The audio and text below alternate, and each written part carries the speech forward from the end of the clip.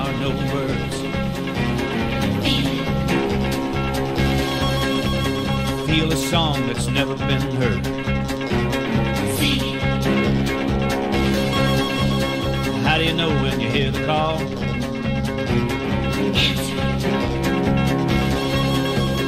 What do you do when you've done it all? Cannonball, cannonball, cannonball, cannonball. It's not what you do, it's how you do. Be anything you want to be. It's not what you got, it's how you use it. You be you and I'll be me, it's just a matter of style. You can't fake it, mile after mile, feeling free. If you got the soul, you can make it. Move 'em out, let 'em roll, from sea to shining sea. Ball, cannonball. What do you do when the mountain is there?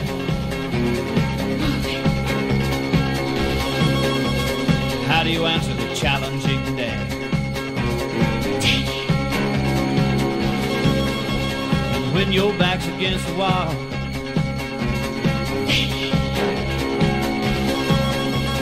what do you do when you've done it all? Cannonball, cannonball, cannonball. It's not what you do, it's how you do. Be anything you want to be. It's not what you got, it's how you use it. You be you and I'll be me, it's just a matter of style. You can't fake it, mile after mile, feeling free. If you got the soul, you can make it. Move 'em out, let 'em roll, from sea to shining sea.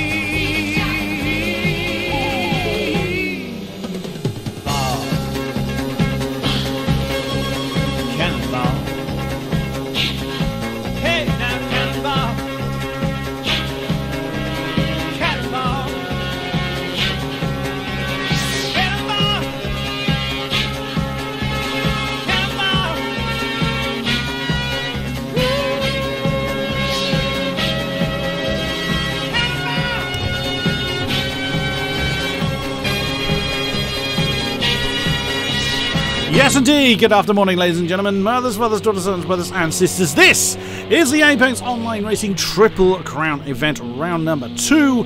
It is the 2.4 hours of Le Mans. My name is King-Kodiak, and I'll be your commentator throughout this evening's race. This is, of course, the PC version. The PS4 and Xbox races are having theirs on their own streams, and I am in charge of the PC stream. We have got 19 drivers, 12 GTEs, and 7 LMP1Hs.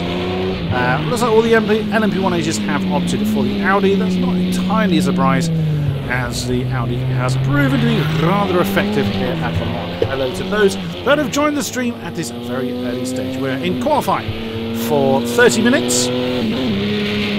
See our roaring Audis, as much as those diesel engines actually roar, you know what I mean, are flying around the track. Let's have a look at who we have.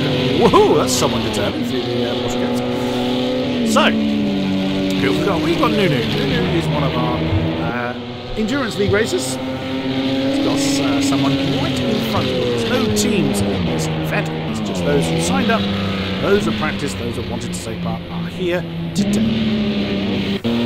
Jezza, name I'm not familiar with. Welcome to you and welcome to AOR.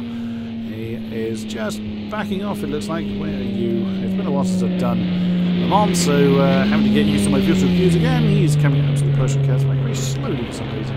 Don't really feel long. Maybe just making sure there's no one anywhere near your nose, why he's going slowly. Borderline is a man I have commentated on a few times. I have raced against the man in social events. Good to see him. Just starting his lap, the mighty Le Mans is there waiting for him. Hamish Sopwith, my faithful companion.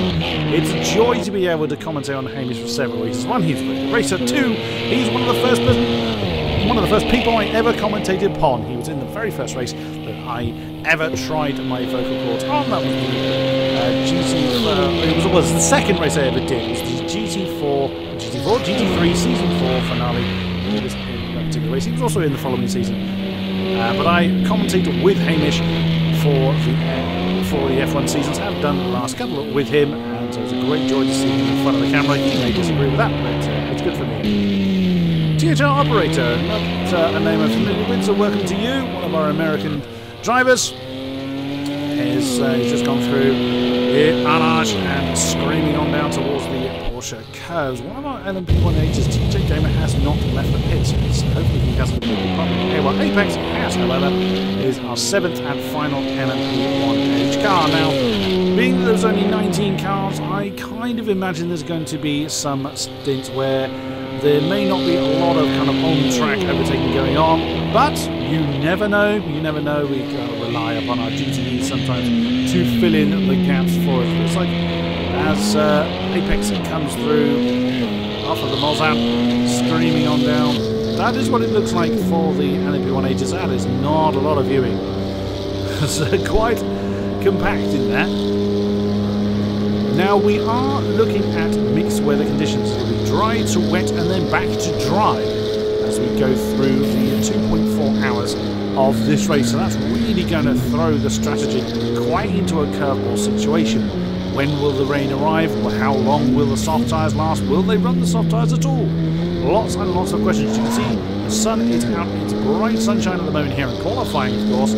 So there's nothing they need to worry about just yet. But it is something that they will have to bear in mind. Now, where it becomes a big problem, if we stay on board with Apex, you'll see as we come into the Porsche curve, it's here where the water is very, very tricky. With particularly the LMP1H staying really nailed to the throttle. You can see on the speedo on the right that Apex has his foot very firmly on the floor.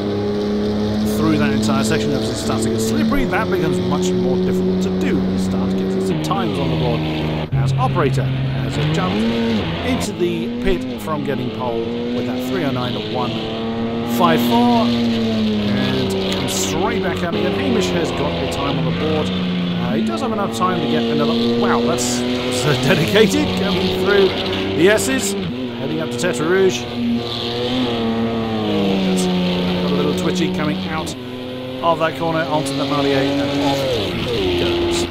Apex has stuck that car on second position, 3:10.178, just over a second behind Operator. Now, an endurance event over a 3-minute lap, being a second off the pace is nothing to worry about at all. Nunu has got his time on the board as well.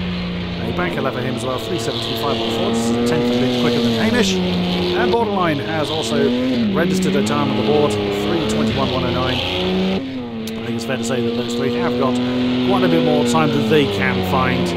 And some drivers were a little nervous about this particular event. Jezza has yet to put a time on the board, so I'm assuming that Jezza was on a tight lap. He's riding along the long Hanadia. He's coming up to the second chicane and he's pulled over, interestingly. There was someone coming up behind him, that's why. So Jezza does not have a legal lap on the board yet. And neither, interestingly, does TJ Gamer, who still has not come out. Hello to those that have responded in the chat. Nice to see you. Is this free practice? No, this is qualifying. Apologies for the fact that it's the director suite. Of course, the race director, which is myself this evening, would only see this. Normally the streamer would have a much cleaner interface, but it's just myself in the box this evening. So Hamish has actually come back in, so he hasn't improved yet, but he's still got some time to get out there and get on with the job. None of the GTEs have come out. I believe they are coming out when there's 15 minutes remaining. Interesting they've decided to do it that way this time. But that is how they have chosen to do the qualifying for this event. All but 2 of our LMPs are... Oh, that's not how you do... That's not how you do the Dunlop chicane. Just is really pushing hard. He hasn't started... Well, if he has started his time lap, he's binned it because he actually pulled over and allowed somebody through on the Hanadia. So... he will have to do another lap. Wow, that's determined. Flashy, but not the fastest way of doing things. Heading on down towards the Porsche curves. Jezza. So, as the weather turns wet. Why, thank you very much there. I try my best. That's a hell of a clan tag. LCEFR game. Thank you very much for that. I do try. Let's follow Jezza through on his lap then, as he's coming through the portion of King-Kodiak Doc up to the Forge chicanes. If this is a time lap, then he's already, like I say, he's already binned it essentially through getting out of people's way. Let's follow Jezza through then as he comes through to complete this lap. Does he put a time on the board? He does not, so that was an out. And away we go then. Over to the left, cancel the apex quite nice. He needs to keep over to the right hand side, but keep very, very settled, as it is a very short run from the Dunlop curve to the first of the Dunlop chicanes. Through those quite nicely. Now through the S's section. It's the shorter circuit as we saw on the right hand side there. Completes the S's and up to Tetra Rouge. Again, it's so easy to catch that apex and to pull the car around. More a problem in these LMP1Hs. The GTEs tend to do that fairly well. The suspension a little bit more forgiving than these roaring diesel engines in the Audis. So along the long Hanardier. Oh, Alti. What can I say, my friend? It's been posted in the forums for a while. So, through the first chicane then, for Jezza. Long down to the second chicane. So keeping over to the right hand side, no need to deviate from that particular course. And then, because the first apex, you've got to scrub off enough speed. Of course, keeping the momentum as high as possible through there is absolutely crucial.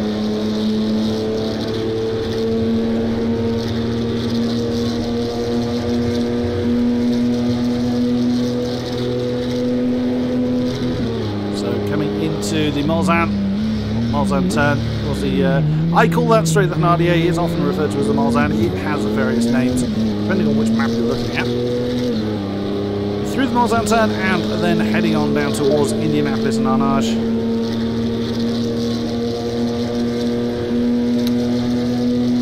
Yes, I certainly can make that small adjustment. I actually adjusted my mic downwards earlier, so it looks like I did a little too far. So apologies for that, Maxo. Thank you very much for that.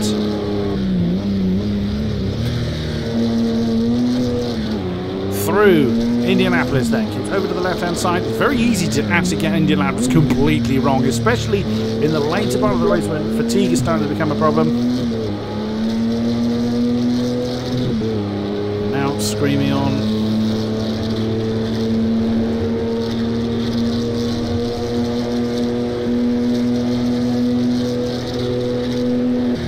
Over the left hand side, throws it into the first of the Porsche curves.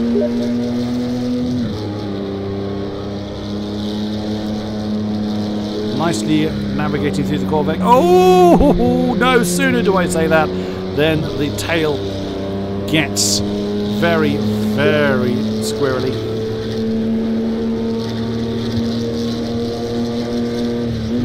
Into the Forge chicanes.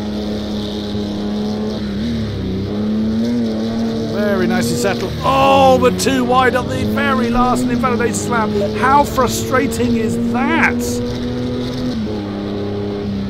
How frustrating for Jezza. But that is the LMPs.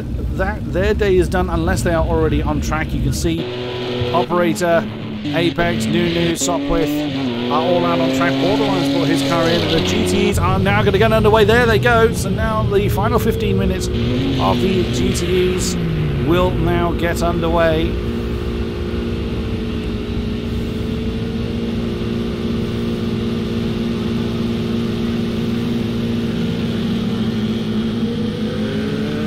Alti, if you have me on Steam, message me, please. If not, add me and message me quick. So now the GTE is going underway. We have 12 of those in this evening's race of variety of mates. You can see Capo here, another name I'm familiar with, so welcome to you, has opted for the Ferrari. Dawu is certainly a name I am familiar with. In the roaring Corvette. Paint Too High, a name I do recognise, also has opted for the mighty Chevrolet. The Ripper, that's not a name I'm familiar with, so welcome to you. Heading on down the heading on down the Hanadia. Corvette, that is Mixord. Again, also not a name I'm familiar with. Welcome to you, opting for the Ford. Anyone that's done any endurance racing here at AOR knows this man. It is Andrex, he's the one responsible for all the endurance stuff.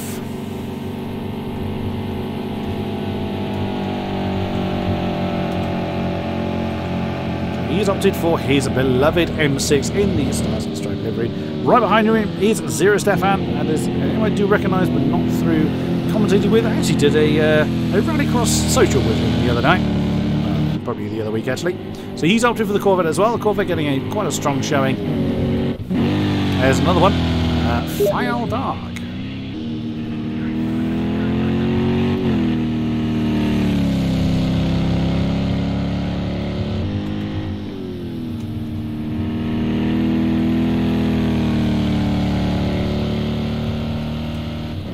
Apologies there, just sending a message in. Dow King, yes, also a name I recognise from AOR's endurance event. He has opted for the Corvette as well. That is our Sol Ferrari, I think it is, streaming on down to the Mulsanne corner. Filden has opted for the Porsche.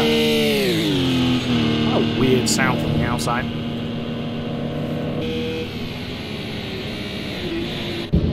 Now, TJ Gamer did not come out. He's actually one of the MPs. There is Zenvo, or Zenny as he's otherwise known. Oh, he's up to the plain white Porsche this time. Well, it should be easy to spot.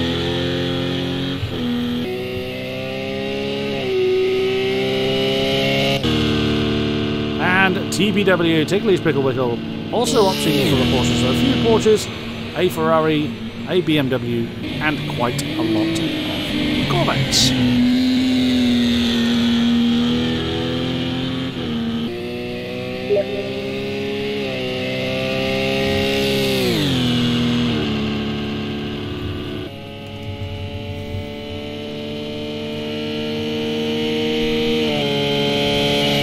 That is what the GTE see. Now, we had a look through the eyes of the LMPs earlier. Notice they have very much more limited...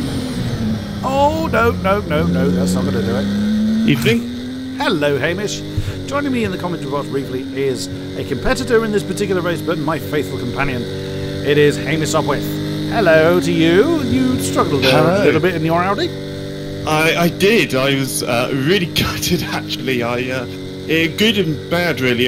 You would notice my time's mighty close to the guy in front of me, who I don't know. Is Nunu, yes. Nunu. Unfortunately, what happened is, you know, after you do the high-speed left-right chicane just before the Mulsanne Straight. Yes. I basically put the car scraping the wall there. I got a slow-down penalty. I lifted off by a huge amount. Anyway, all in all, I lost 3 seconds going down the Mulsanne Straight on my best lap. I managed to be a 10th up by the end of the lap, believe it or not. So I gained 3 seconds on that particular lap. So wow. So disappointed I only got 17, but I mean my times is never going to be a 3:10. But I could have potentially got third, but GTEs look like they are quite racing at the moment. Apparently someone put it in the wall, so oh, I didn't see them, didn't see an incident like that, but I don't know from what I heard from the chat, so they'll be on the outlaps at the moment, so indeed, we are looking at Capo in our Sol Ferrari. He's heading on down to the Hanadia. All 12 of our GTEs are out on track. Only 7 LMPs, which is a bit of a shame. But all you LMPs have opted for the Audi. So, how much of a difference does the Audi have to the rest? Or what did you find? Well, I found there is the other viable option I would have had was a Porsche, because it has a recharging curves, which does mean you have an extra couple of miles an hour down the Mulsanne straight. Overall, the Audi, it handles the best. It's the best fuel economy. It's a diesel, obviously, only revving to about 4,500. And it's the nicest to drive once you get past the instability of the car. Which is why I found the Audi the best. I imagine it's why all the other guys did. Someone said there's 5 LMP ones. I'm not sure why the other 2 didn't participate. Apparently there is an extra driver coming in Kodiak. Yes, there is. It's Ulti that we've actually lost one and gained one. Weirdly, just as Ulti joined, someone disappeared. So maybe someone doesn't like Ulti, perhaps. Maybe, yeah, IOR Racing hit him. And he's also opted for Corvette, although he hasn't left the garage yet. He still has 8 and a bit minutes. Maybe he's having a crack at setups. So yeah, I mean the track does obviously a rubber in Project Cars with Live Track 3, so that is something to look out for. The track, I mean the fact that I was able to gain 3 seconds on my lap. Because I came into the pits after making a fairly big mistake and then went straight out again. The fact I was able to gain that much time means that the track is definitely rubbering and very quickly indeed. But it's nice to get a banker lap. Really don't want setting it last minute. Especially, it's so easy to make a mistake, especially if you're setting, 3-minute 40 lap times like the GT guys will be setting. Indeed. Strong Corvette contingent out there, and we will soon be seeing. Looks like I'm trying to figure out who's actually ahead of the queue. Darwin's just started his lap. We saw him coming out of the pit. Potentially Andrex. He's coming to the Porsche curves, so there is someone ahead of him. Oh, Ripper is actually coming through the curves himself. So, and Ulti, our late joiner, has come out in his black Corvette. I think it is indeed the Ripper that's now coming through the Forge gains. We'll first get a time on the board and see what he manages to do in that roaring Chevrolet. It's a 3:53.3. That's the opening time for the GTEs. So let's see. Oh, here comes Capo in the lone Ferrari. He does a 3:54.5, so not too much of a difference there. Who else? Wonder what Andrex is doing. He's coming over the line, and now, using all the curb on the outside of the final corner, he gets himself up to P9 with a 56.2.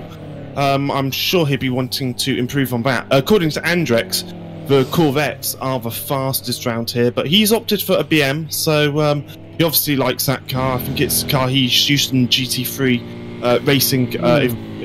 Correct me on that. I'm wrong, Cody. Yeah, you're correct. You are correct on that one. As Dalking has also got himself second in class, 3:53.4. Oh, that's close. It's pretty close, yeah. And then 3:53.69, sorry. So once again, our GTEs are pretty closely compact. Wow, look at that guy. I need to find out his name. Oh, Zenny has done a 350 in the Porsche. Wow. He's done a different league, to be honest. Literally, 3 seconds. Yeah, that's a hell of a jump. So whether he's just he's putting a lot of left turning into a right corner there, coming through Tetra Rouge. So it could be that he's just thrown caution to the wind and not been too cautious with the banker lap. Absolutely possible. So Zenny currently top with Ripper 2, Dalking 3, Ping 2.4, Capo 5. There's Field Arc in the black Corvette, 3:54.8. TBW in the next Porsche with 3:55.3. 3:55.7 is Migzorn with Andrex 3:56.2, and there is Zero Stefan with 3:56.8. Ulti yet to cross the line because he was joined us a little bit late, and Daru abandoned his lap and jumped back to the pits. So he will be, I'm assuming this is the end of the out lap. He's now coming off of that back straight and through the Porsche curves now. Wow, he is not hanging around. He is really pushing hard through the Porsche curves. such a difficult section to get right on the outside at the end of the Porsche curbs. Just I'm rubbish with recording names. Sorry, Kodiak.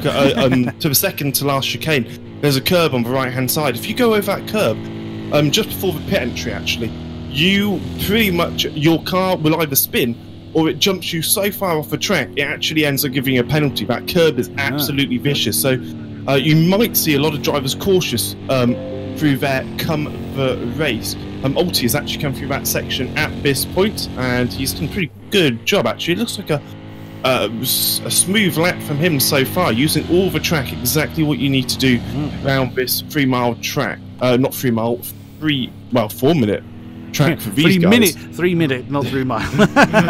Yes, bit more than that, I think. But coming across the line, and he is set A when it updates, which maybe it was disallowed. Unless he invalidated it, or that was actually his out lap. Could have been, because yes, like I said, he did join the session late. So Daru and Alti have... Oh, no, that's gone horribly wrong. He's completely overshot the Dunlop chicane. So that'll be invalid, unfortunately. Oh, I don't think he has enough time to get around either. Well, he won't be able to start another one, no. He's way too late for that. Daru is he's on a time lap, but he won't have a time to do another one. He will miss the line just about. Zenny is backed off. He's looking to give himself... Oh, there are a few cars towards the end of the Corvette curve, so he's looking to give himself as much possible time as he can. Now it looks like he's scored it. Well, gone quicker. Ripper's gone a bit quicker, Kodiak. He's into 52s, unless you already mentioned that. Haven't yet. No, 3:52.759. Good spot. So he's pressing on. He has, of course, started that next time lap. 7 litres. What kind of fuel usage are you getting out of the Audi per lap? Per lap for the Audi, qualifying is about 4.3 litres a lap in the race. It varies depending on how you drive, but probably on average 3.8 to 3.9. So about 4.5 there or thereabouts. Yeah, absolutely. I mean, I try and fuel usage is a big one because your tyres will often run out before your fuel, and because of the WEC rules, you can't refuel and do the tyres at the same time. So you very much want to do what you can to save fuel and tyres. It is basically the winner will be the most consistent and the less pit stopped, and that's basically how it will be of the two classes. So we're in for an absolutely fascinating race, and the tow around this track is is unbelievable. So I'm sure it will be. I haven't actually raced with anyone out here yet, so I'm hoping all the racing your time will come, Kodiak. Even though it might be messing around, I was going to say, my racecraft. I'm not sure the various challenges I've done that you've been a part of. I'm not sure how much preparatory work that counts as, but hey, I honestly believe it's made me a better driver, and in more difficult conditions, because it is. We still race, and there's you build. It's still racing, and you're still building up your racecraft, even if you're going multiple seconds a lap slower than you perhaps would do, like we are pushing at the moment. So I'm very excited to see what will happen. I've qualified P4. If I can get a podium, I'll be chuffed.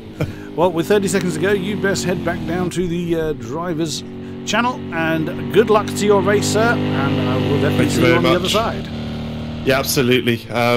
I obviously, good luck to all the drivers, and thank you to all the organisers for organising this event. Absolutely. And Daru binned that lap. He obviously, that's interesting. I thought oh dear, that's an unfortunate pit lane entry.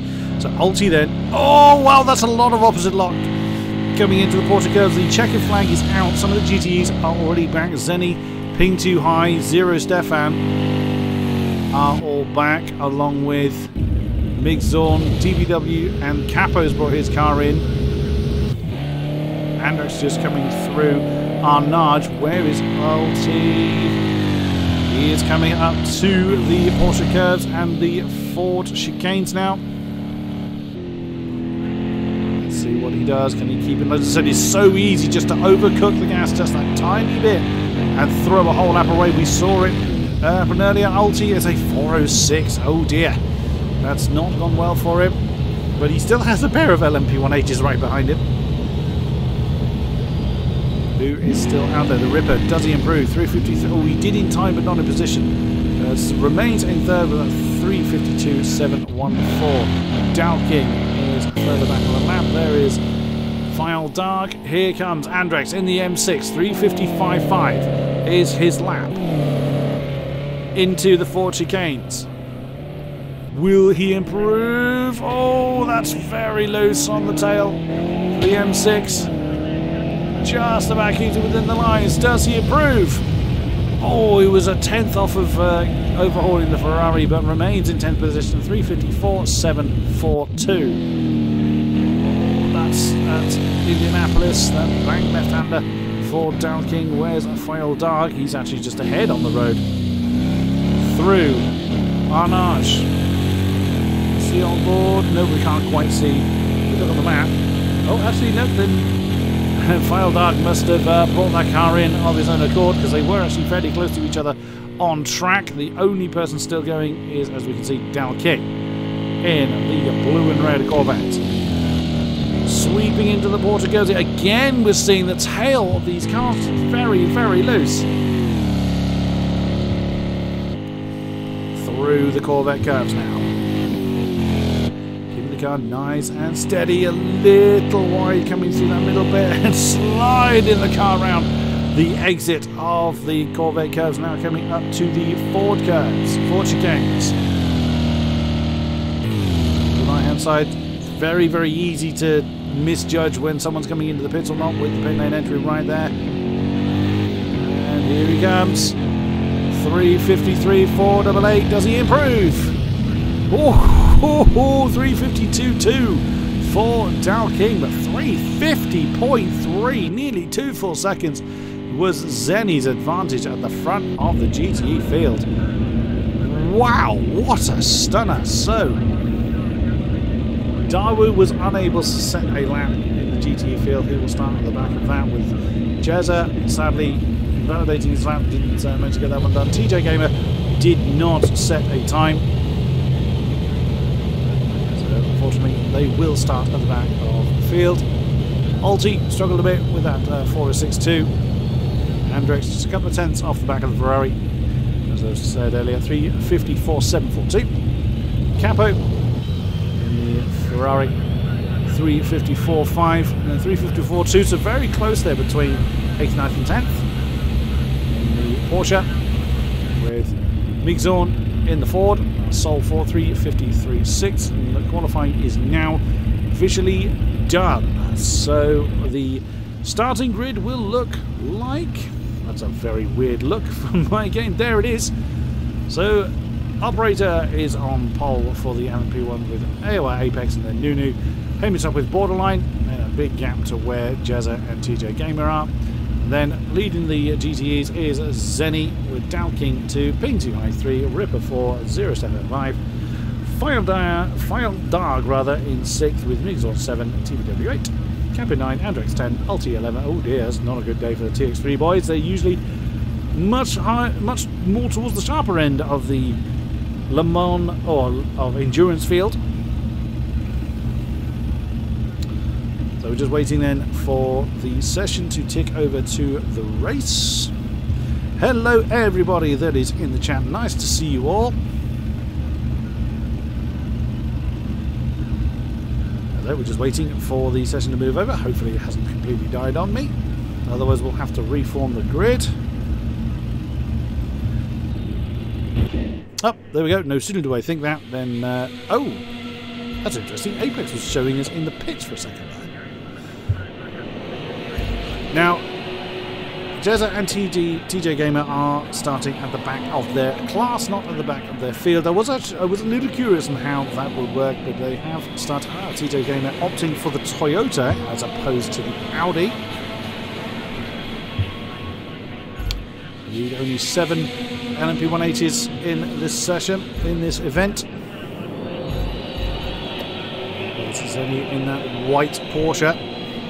So now is a 2-minute countdown where people hopefully remember to change to their race setup. We had an unfortunate incident in this week's endurance race where one of our competitors forgot to load their race setup and started the race in their qualifying trim, which meant they detonated their engine before the end of the race. They were hellishly quick though. Fastest in their class, I'm not going to say more than that. So, all the Audis are of course in the LMP field except for the TS50 hybrid. It's going to be interesting to see how TJ Gamer manages the pace against the Audis. Zenny lead Porsche, and you can see it's Porsche, Corvette, Corvette, Corvette, Corvette, Corvette, all the way down to 6th, and then it's Ford of Migzorn, then Porsche, TBW, the sole Ferrari of Capo, Andrex in the M6, Ulti and Daru rounding out the field in the remaining 2 Corvettes. So from 2nd to 6th is the Chevrolet mark. Ready or not, we will be heading to the grid. Right. It is formation lap time, so the field will be led away by THR operator. They would ignore the lights, unless of course they're going to go for a full standing start. Not with the way they're revving. They'll sit still. Yeah. Oh, that's Apex. It's very keen to get underway. You won't get penalised for that. So, what's going to happen now is the field is going to be led away for a formation lap of the mighty Le Mans circuit. That up, yep. You can see the LMP fields and GT fields will separate a little bit. They'll separate by about 30 seconds or so that we can have a look at both of their starts. Here you go, the Audis. Audis plus Toyota. The Toyota doesn't get much more visibility than the Audis. It just has a much screamier engine. It has a bigger fuel tank as well. As Hamish alluded to, they're using the Audis have a smaller fuel tank, but it is a diesel engine. So it roughly balances out, though it does catch people out, as we saw in the endurance race in Monza a couple of weeks ago. TX3 Storm was leading comfortably, had to do a splash and dash at the end and lost the lead, and therefore the race win to a Toyota. It was York. So on to the Hinardier they come. Keeping everything warm, all the tyres and the brakes and what have you. So what's going to happen is they will get around about to where the Porsche curves start, or depending on, it might be soon after the Arnage, where they reform the 2x2 line. As you can see where they are at the moment, they are part of the way down the Hinardier. Thought they might have actually done the formation lap a little quicker than this. There was talk about doing so, but they opted not to. On the rest then.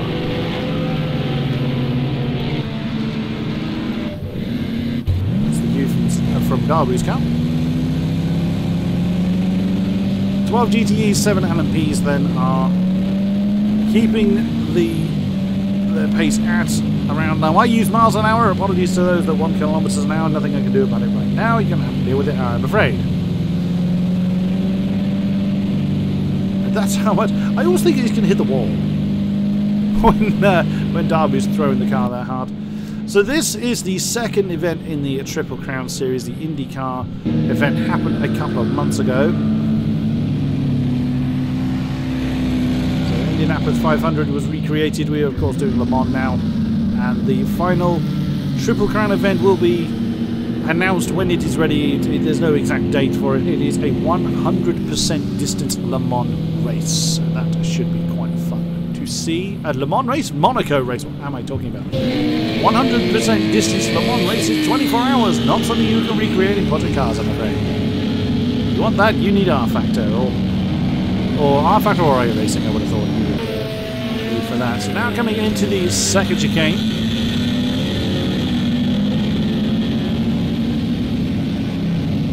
The GTEs are quite rightly staying quite close to the LMP field. We still have all 19 drivers. No one's fallen off the world. I don't know who it was we lost from the GTE field when Ulti joined.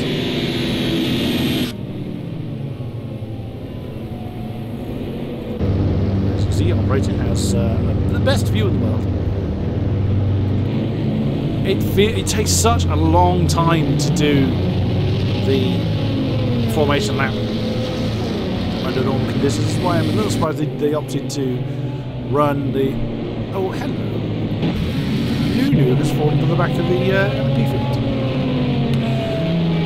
Well, unfortunately, if you have a problem during the formation lap, if you spin or if you become out of position, you must fall to the back of the field. Ah, he's been allowed, unless, of course, you are, by gentleman's agreement, you are allowed to retake your position.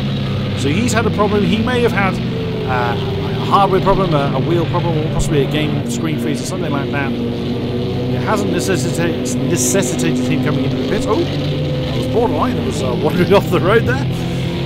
So Nunu has been allowed to retake his third position. Not that the start makes a great deal of difference in a 24-hour or any endurance event, irrespective of length. The start position doesn't make a great deal of difference. Nunu has been allowed to proceed, which sadly puts TJ. Oh, TJ's falling off the back of the LMP a little bit. Fine, he's got time to pull that back. Through Indianapolis, heading down towards Arnage, and here you can see the 2x2 line is now being formed. So, why is TJ getting so far off the back of the field? He's probably just putting some heat to his brakes. Now we'll see the 2x2 line being reformed, or it'll be along here. There, you can see it now being formed. TJ will slot into position. He has to speed up to actually catch up the pack. This is where the speed is reduced to 50 miles an hour, 80 kilometers an hour, and it will be this until they get to the start-finish line, and where the operator will decide at what point he decides to floor it to signify the beginning of the race. Now, if we look at Zenny, you can see he's reformed the 2x2 line for the GTEs, but a little way back from the back of the LMPs. If you look, there's the LMPs. And they are about 4 seconds further down the road. They'll probably increase that gap a little bit, although both grids are rolling at pretty much the same speed. Into Porsche curves once again.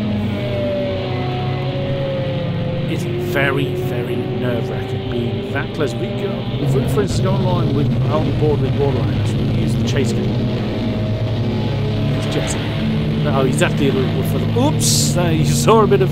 Was that Hamish? Yes, it was. Hamish got a little bit caught out there by Apex. Now, you're not allowed to brake check. You're not allowed to weave. You must just maintain your position in the 2x2 line. Now, there is the view from Hamish's perspective. I think Hamish prefers to use that view, which is absolutely fine. You're allowed to use any driver view you prefer.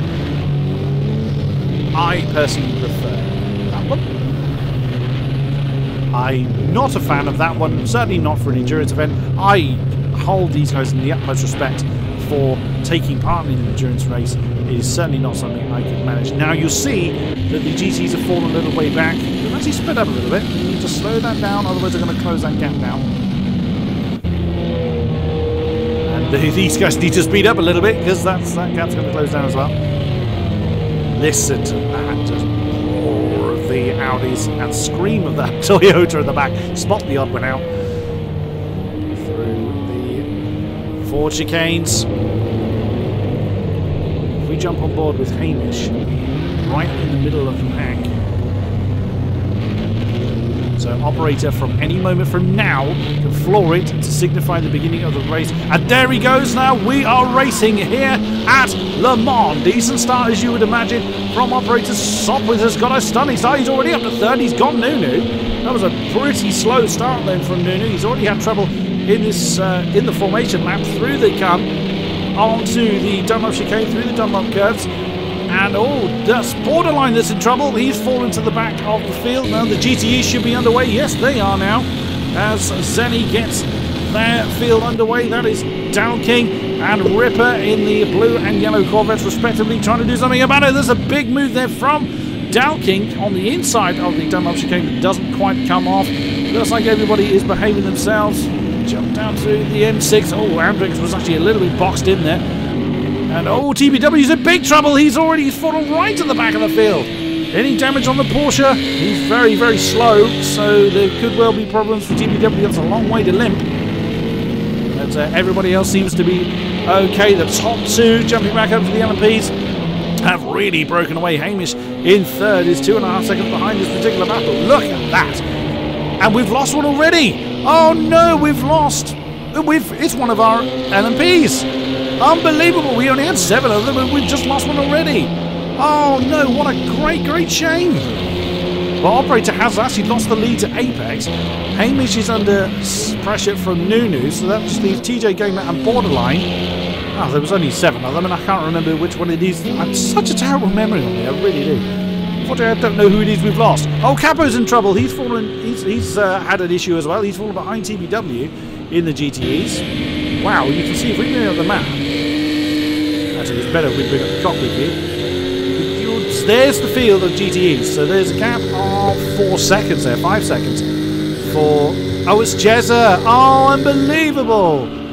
What a shame, you've struggled in qualifying and now you've crashed out. Or your game has crashed out, rather. That's absolutely unbelievable. Really sorry to hear that, sir. Oh, look at that.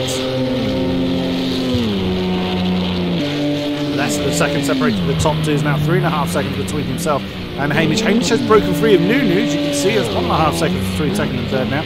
But it's not about what they do now, it is how they manage their performance. It was a long, long, long way to go. Borderline is sticking with TJ Gamer as best he can. The Toyota, oh dear, Borderline a little bit deep there into Indianapolis. Let's have a look at where our GTEs are. Oh, look at Andrex. Big problem there coming off of the Mulsanne. That's Dawood, it's Ulti and Dawood that got past the M6. Andrews get very, very sideways alongside the Ford of Migzor. So lots of argy-bargy going on there. There you see, that's Zero Stefan in that yellow Corvette with TBW, Diggles Picklewickle and Capo. Side by side, they've come off of the Mulsanne as well. They can see the GT field ahead of them. The Porsche and the Ferrari still side by side. They're going to come up to Indianapolis. Oh, one of these is going to have to blink. The Ferrari noses ahead. No, the Porsche's ahead. Ooh, who's going to blink first? Oh, and TBW backs out of that one. Saw that he didn't have the ideal line. And the Ferrari sweeps up into 11th in class. Nicely done. Ulti is closing in on that pack of 4 ahead of him. Corvette, BMW and Ford right with him. So now the start is done, and look at that. Operator does not want to let Apex go, and now starting to see the racing maps coming in. Apex with a 3:16.4. On the board, of course, they started accelerating slightly late as far as racing map times are concerned. That's why the time is slower than you might expect. There's not even a second that separates those two. Sopwith has lost that third position to Nunu, so he's made a mistake somewhere. It's actually off the line as well, looking at the times. And he's right there, he's only half a second behind. That's what it looks like from Hamish's perspective. Oh, he's got a slowdown penalty. He's just eased off the gas. There he goes. He's cut a corner somewhere. So easy to do. TJ Gamer has got Borderline only about one. Well, wow, Borderline was really closing in there before they got anywhere near the braking zone for that chicane. That's rather testament to how quick the Audis are. And Zero Stefan is in already. Ouch. That's not good. No obvious sign of damage on the Corvette. Interesting. Could be.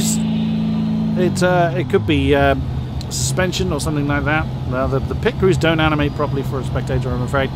So we won't know what's going on, but that's not a short stop. He had a full, or near a full tank of fuel, so there's nothing to do with that. TBW is with Capo.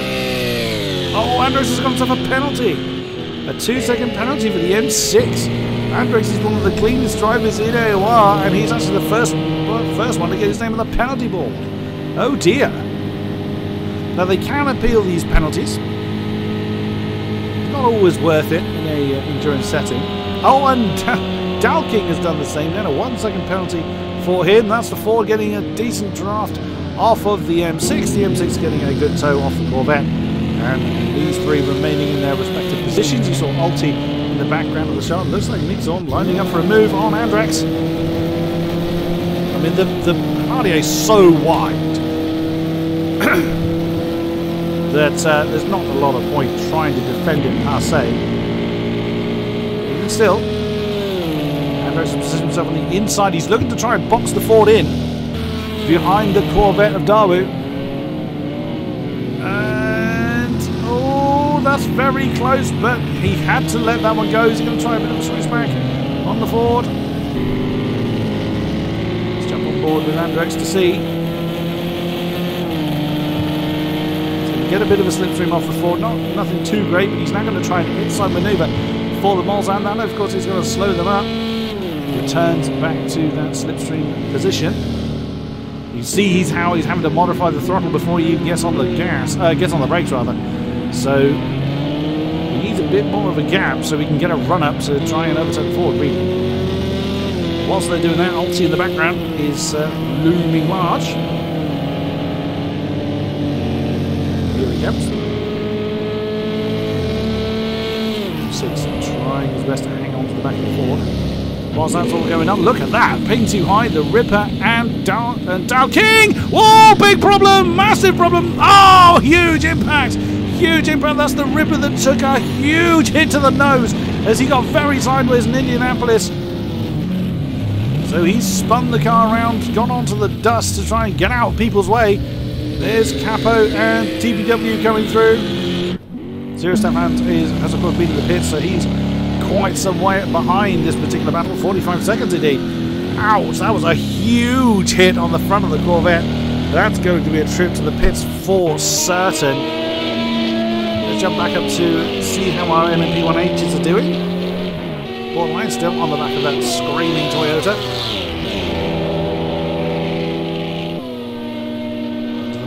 So that's what 3/10 looks like to these things, but look at the pace from the Audi. Screams past the Toyota. A bit of an interesting choice, admittedly, from TJ Gamer, whether that was intentional. Oh no! Commentator curse on Borderline. What a shame. He's overshot the braking point. Oh, it's filled on. We lost in quali. Oh, shortly after quali. Oh, what a shame for you, sir. Oh, no, it was during qualifying. We did actually see you drop, Phil, but unfortunately I couldn't identify because I don't recognise your name. Welcome to Apex Online Racing. Shame that it's gone this way for you. But just at the same time you dropped, Alti joined, so the number didn't change. I couldn't identify who we'd lost. A great shame. A great shame, but you're welcome, of course, in the stream. So now the LMP180s have, due to Borderline's rather dramatic moment, have separated themselves. Let's have a look at how our GTEs are doing. Zenny has got 3.8 seconds over Dow King, who was in a great, intense battle with the Corvettes, or with his Corvette brethren early on. 5.3 separates himself to Ping Too High, but File Dark is right there in the next Corvette. That's 3rd and 4th in climbs. Dawu, starting from the back of the field, now in 5th. Andrex, due to the misadventures of others, is up to 6th now in that M6. Is he gaining on the Corvette? Not particularly. He's keeping pace with it. And there's the next pair in line. So that is Ping Too High and File Dark that they're catching up to. Now, of course, there's still over 2 hours to do. Not long started. So these guys have a long way to go, and if you look, you're just about seeing the rearview mirror, but we'll switch to the outside shot anyway. They've Migzorn is right there as well on the back. Oh, is there a bit of a move between? There is indeed. File Dark going through to take that 3rd position before they get to the chicane. Can he slow it down? He does indeed. Maintains his marks. Now Dawu is in position. Look at that. You can see the exclamation marks. So in case someone is within 1.2 seconds of the car ahead, and that is what it looks like. Look at those glaring yellow lights streaming on down the Hanadier towards the Mulsanne. That battle has got some legs on it yet, I suspect, but it's so easy. As I was my co-commentator for the Endurance League, Doc, was alluding to, oh, Andrex has had a good run off of the Mulsanne. My co-commentator in the Endurance League, Doc, was explaining whilst it is very easy to kind of get into race mode, it's not going to earn you too much, although it is circumstantial. Sometimes you do need to kind of race the guys around you. You're not going to pass up the opportunity to try and get a pass done, but you've got to bear in mind that you are in this car for a long time. Oh, and there we go, Andrex backed out of that, which was the safer move to do. We've seen an incident already up here at Indianapolis. Speaking of which, where is Ripper? Interesting, he's actually in a battle with Ulti and TPW. Oh, he's probably been in the pits and he's joined them because they're quite a long way. So, oh no, my G0 Stefan was the one of the lead. Oh, that's a slowdown warning. That's a slowdown penalty for Ulti. A little bit wide somewhere through the Indianapolis section. Jumping back up to Andrex and Dawood. That's for 5th position. That pack has split up somewhat. That M6. He can't do anything with the pace that he's got there. And again, looking on the inside of the black Corvette, Dawood and Andrex have crossed swords many times in endurance. Wow, what a drive through the Corvette curves for the Corvette. That was a stunning exit there. And then Andrex just closes him right down under braking. And that has given Dawood a complete face full of ping too high. So we did have this group of 5 very close together. Spread out a little bit, but not too much. We get on the next camera change there. So, well, that's 4 of them. And Dalking is not too far in front of them. Well, there is Dalking. So that's how that block of 5 have spread out. Ford just falling off the back of Migdal. Although he only lost 6/10 in that last lap. Ping too high actually lost 2 seconds in that exchange. So GT times are fairly close together, but look at the top 2 of the LMP ones. 3:13 and 3:14 compared to 3:19 and slower. Wow, what incredible pace. Operator still nailed to the back of Apex. Now the KERS, the battery pack indicator, does not work properly. No, Phil. No. A PT crash, a game technical failure, will not be held against you. If you didn't turn up and didn't tell anybody, that's the sort of thing that gets you in trouble. But technical difficulties is something outside of your control. It's not held against you. We basically wish you luck for the next event. Yet again, Andrex on the back of Ping too high this time, so the Corvettes will swap round.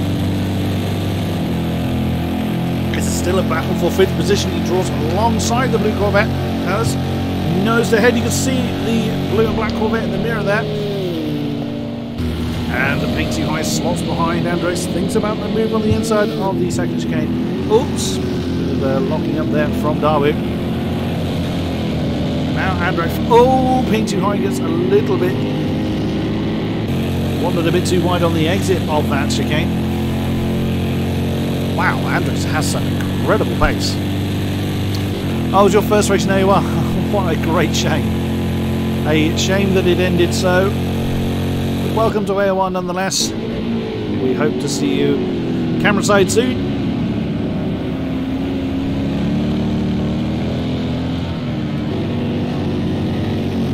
If you're interested in the Endurance League, the sign up for that is still open. Or has been reopened, I should say.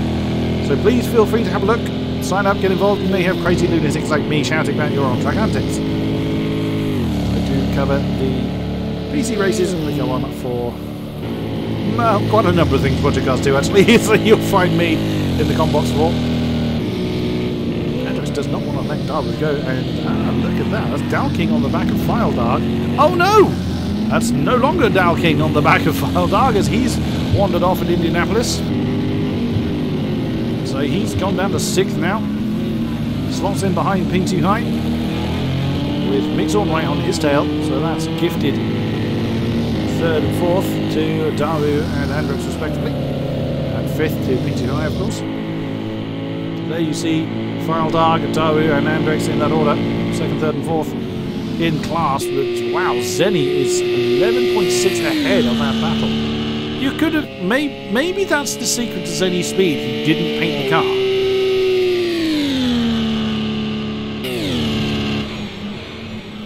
The paint makes all the difference. It's certainly making a difference to Cedric.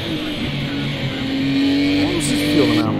Well, fuel amount's about on par with everybody else. I wondered if he'd underfueled. Andrews is a little heavier than the rest. He's on 71 litres on his car, where it seems to be around about 65, 61, 61. Coming through the Ford curves again. Oh, is that the race leaders? It is. The race leaders now cutting up to... Oh, was Andrews in trouble? No, I thought there was a business there, big club. So now the race leaders, the LMPs, are coming onto the back of the GTEs. Now, standard endurance rules for AOR is as follows. When you are... That's very deep, coming through the Dunlop chicane. Now, for the car that is the quicker of the two, of course, is the LMPs. Operating game quite a significant chunk of time there. Now, for the faster car, it is up to them to make their way around the GTEs. GTEs do not have to... Oh, we just actually saw in the distance of that shot, Andrex get past Darwin. Wow, that was committed from Apex. Wow. There goes Operator. That's kind of more the move I was expecting, but Apex leaping in between the Corvette and the Ford. Corvette and the BMW, big club. Look at the speed difference Darwin has over Andrex. That's going to be a pretty simple move from the Corvette, unless Andrex has an amazing defensive manoeuvre, which he does not. He recognises that one is done. And Darwin slots back up into third place. Now, as I was saying, it is up to the faster cars to pass their way, make their way past the GTEs. The GTEs hold their line, they do not deviate from their line, they just kind of find their own distance essentially. So that it makes their moves far more predictable for the LMPs to predict.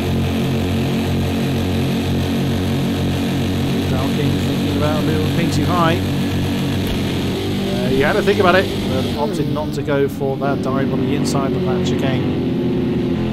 There's Mixor, only 1.6 down from them, so a mistake will cost them another spot to them. And you can see the distance of that shot where the rest of the GTE field is. A fair significant chunk of it.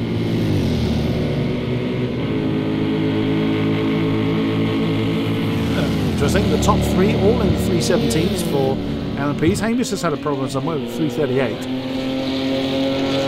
He finds himself a pretty lonely existence, 30 seconds off the back of Nunu, 4.7 ahead of that. There is that screaming Toyota. Waterline hasn't managed to close, he's closed in a little bit on the back of the Toyota. He gained about just under 2 seconds last time around after that spin he had.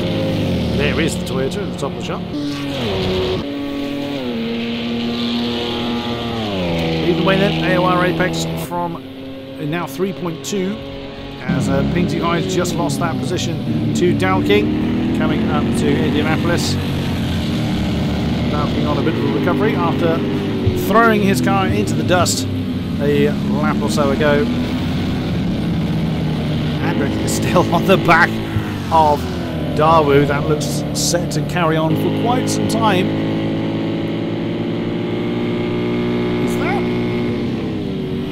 Is that really? It is. That two-way duel is about to become a three-way dance very soon. That's File Diag. File Dag. I'm not entirely sure how you pronounce that. That's what I'm going with. That must be so frustrating for Andrex because he's got. You can see, looks like he's. Oh, wow! He looked like he was going to try and move on the exit of the Corvette curves. So the BMW's got far greater cornering efficiency than the Corvette. The Corvette has just got that straight line speed advantage.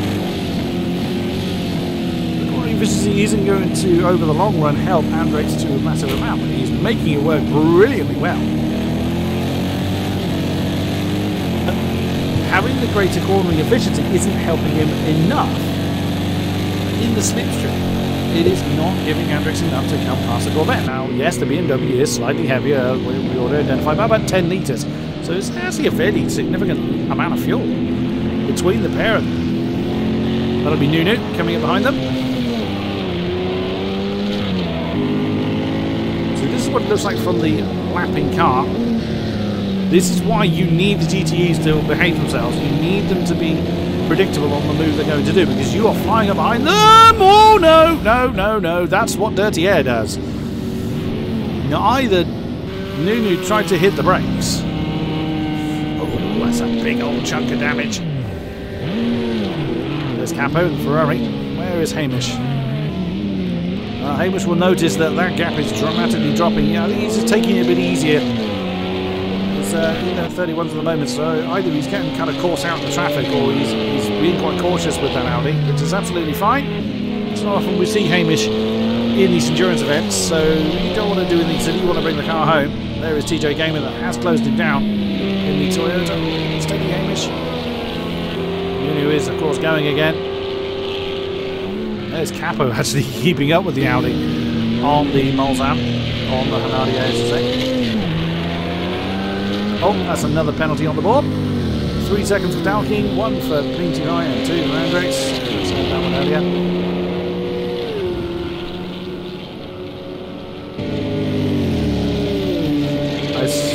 Now, it's going to be a little awkward for Nunu. He does wait for his normal pit stop. Anyway, he's about halfway through his tank now. Well, slightly over, it's about a 50 litre tank. Oh, no, that's not how, that's Big Zorn has done that. That's, oh, has he had a problem with Pinty High? Because the Corvette's pulled over. Nunu goes past them. Oh dear, looks like both of these cars might have had trouble there on that second chicane. Whether that's as an incident with between themselves or completely independent, we don't know, we didn't see. Oh, this battle's getting interesting. It's become the three-way battle I thought it would. That's File Dark that is directly ahead of Darwin. Oh, that's a face full of sunshine! That's wonderful. Now, bearing in mind what I said earlier, the weather will be changing. There goes Darwood looking to make a move. No, he opts not to. It's a very, very fast section of track there. Very easy to throw it off into the dust. You lose an insane amount of time if you make a mistake through there. We've seen accidents already happen, but with the weather, it's really going to shake things up. And Hamish has let that position go. TJ Gamer has gone through into that 4th place in the Toyota.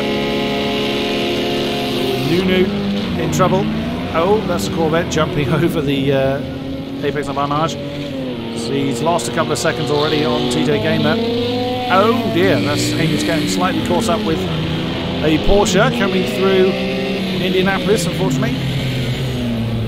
That's a little bit just unfortunate timing of catching up with a car to try and get a lap on them. He's just got to wait, basically. There's nothing he can do. The GT is not obliged to jump off track to get out of the way.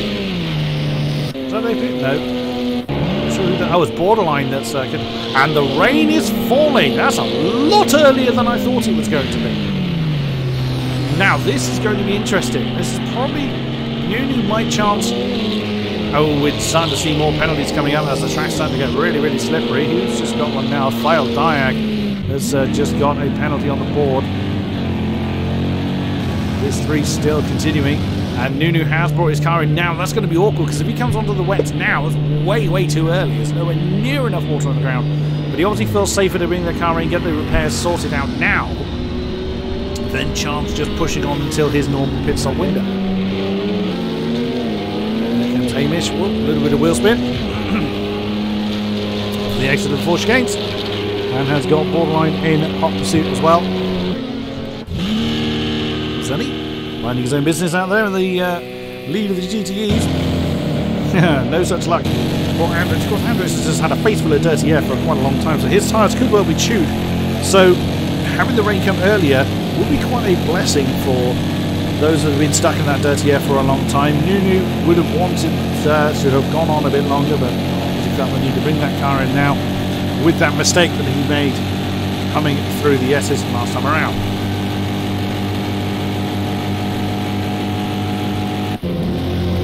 There we go. That's. Why did you stop your windscreen wiper there, Hamish? You can hear how heavy the rain is starting to fall. Now we're not going to start seeing spray coming off the tyres for a while yet, but the track is going to get very, very slippery. This is really early. I honestly thought this was going to be much, much later, but that is the nature of the sort of live weather system in this game. There is no set time. You put in 3 weather slots, it's not just going to divide the race time by 4. So we're going from dry to wet to dry, so 3 weather slots in this, 2 weather transitions, I should say.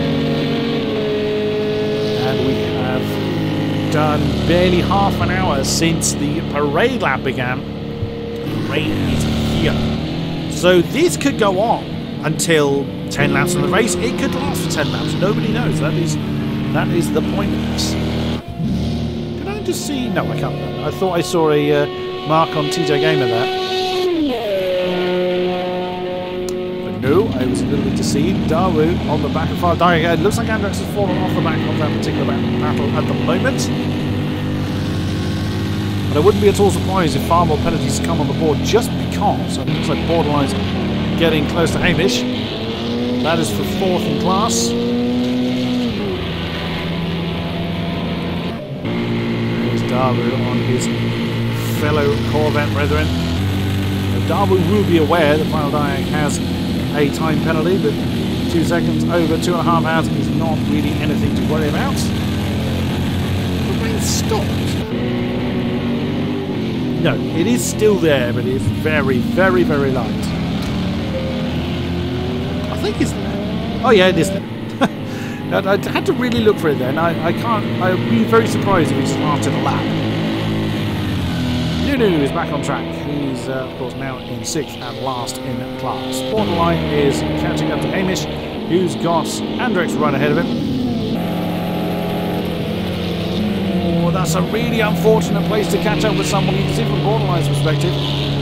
Hamish has just got to wait there or risk throwing the car on the inside. Andrex does not have to let him or indeed any of the LMPs go. Hamish doing the sensible thing. He is waiting for an opportunity, and that's allowed Borderline to get right on his tail.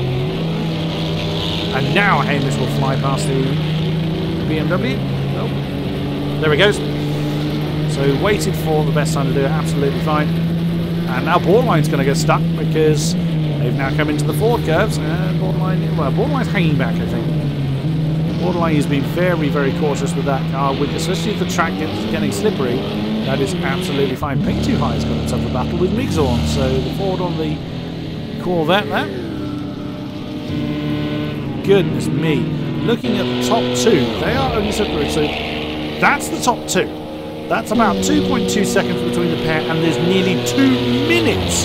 Well, there is about 1 3/4 minutes back between operator and TJ Game. On the map, that's what it looks like. Of course, all the blue dots signify a car, a lap or more behind you. So, where is TJ Gamer? He's there. He's just come onto the Hanadia. And that's pretty near as damn it half a lap. It's a pretty damn long way here at the moment. Whatever setups that Apex and Operator are running, it is working brilliantly well. However, will it work well in the wet? That is going to be the big question. And if the wet forms a very significant chunk of this race, you can't necessarily count on these two continuing to run off into the distance. Equally, those that may be a little bit slower in their current setups could come absolutely alive during the wet weather. Oh, lots and lots of unknowns. Oh, he's got his name on the penalty board. Naughty board. What have you done? That's the second to you. Let's have a quick rundown then, see who is where. You can see here, that's Apex and Operator, separated by very little, less than 2 seconds between the two. 1 hour 47.5 remaining of this race, a long way to go. JJ Gamer, the only Toyota in the LMP field, finds himself on the back of Zenny, stinking white Porsche. Flash of the lights to indicate that I am lapping you, please allow me through, is absolutely fine. That is the correct use of the lights. Not entirely necessary in a multi-class event. That's more for if you're in the same class, but it's still the correct use of the lights. 4th is Hamish Upwith, who has got Borderline for company. There are those two separated by less than a second. There's a stream on down towards Arnage and Indianapolis. Quite a tight line coming into that complex, but what he's aiming for there, and that's quite sensible as well, to get the car as straight as possible as quickly as you can. That's why he went for a very, not a cut, just to, instead of a wider line to come back across to the right hand side, he wants to get to the right hand side as quick as possible, especially with wet weather now falling, you can start to see that kind of misty effect. That's the rain getting heavier. That's Hamish and Borderline then, 4th and 5th. Nunu, who has been through the bits. Oh, who's got himself an absolute fail? That's Dawood and Filedog. Ooh, there's a nice battle there. That's for 2nd in the GTE class. The LMP's got through it. And Dawood had to remain behind Nunu. Oh, that got rather interesting. So Nunu's been through the pits after a spin a few laps ago, coming through the S's.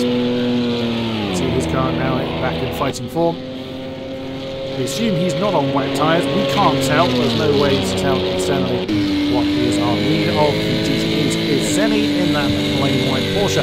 2nd is Filedog in the Corvette, being chased by Dawood. No one else coming into the pits. You can see the clouds beginning to gather. Okay, that's a slightly unusual line. Who was that? Is that Nunu? That's a very unusual line, Nunu. What I suspect is that Nunu either caught a little bit of moisture or just... I don't really know how he managed that. How on earth did he end up over there? Well, that's not the ideal way of coming through the Ford curves. However, he managed it, so... Whoa, that's dangerous! He was determined to get through there. He was hoping to be able to get through both the Corvettes. You could see how much that actually put Filedog completely out of his stride. There was no impact there. There might be a few words said about that. But there was no impact there as those two Corvettes now swap round. Dawood finally gets up into that 2nd place. And there you see the M6 of Andrex catching up to them. So that's 2nd, 3rd and 4th in the GTEs. Andrex in the M6 minding his own business. As darkness begins to descend, you can see the light effect having, or the lights having much more of an effect. There is Dow King, 13 seconds down from Andrex, very much minding his own business. There in 5th, 6th position is Painty High with the company of Migzorn, Corvette and Ford respectively. I was just thinking there's Capo in the Ferrari there somewhere, and there he is, side by side with the Ford on the Hanadier. And the Ford just nudges ahead of the... the Ferrari nudges ahead of the Ford. And Zero Stefan is in again. Oh, the Ford just having a little bit more straight line speed than the Ferrari. Oh, that's still side by side. I know the Ferrari slots in behind the Ford at the moment. That battle continues. Take this Bickle, TBW in. That's how quickly the Audis close in. Is that race leader? That's race leader Apex. We just caught that Porsche as they were coming into that first chicane. That's going to allow operator to get right in on them. That's the Porsche of TBW flying backwards from these two, but that has allowed Apex right in there. The Ripper was started very, very well, had a huge incident at Indianapolis early in the race, big crash, and has put him right down there in 10th. Alti joined the session very late. He's also in the Corvette, and Zero Stefan has been in the pits again and is now coming out. He may well have opted to take the wet tyres on now. I still think that would be too early to do so because there's no standing water anywhere. Look at that, that's 316s by our lead pair, 328 by the next car down the road. That's TJ Gamer in the Toyota. Amazing pace by our lead two, and they've been separated by no more than about 2.5 to 3 seconds all race long. Operator was our pole man, and flash of lights to indicate he is there. That's far more effective in the darker moments. Sounds a little bit obvious, but you still flash your lights anyway. But you just kind of get, there's more light effect when it's dark. That's what it looks like for THL operator. He of course has had to carry. Oh, and that's where the road's starting to get slippery on the exit of Indianapolis. Oh, bit of wheel spin there, you heard, as he gets underway. It's one of the Corvettes. Flash of the lights to let you know I'm there. He will see you in the mirrors, but there's no harm in a flash of the lights anyway. That's Andrex, Daru, and Filedog. Because Andrex has been chasing Daru all race long. That's 2nd, 3rd, and 4th in the GTEs.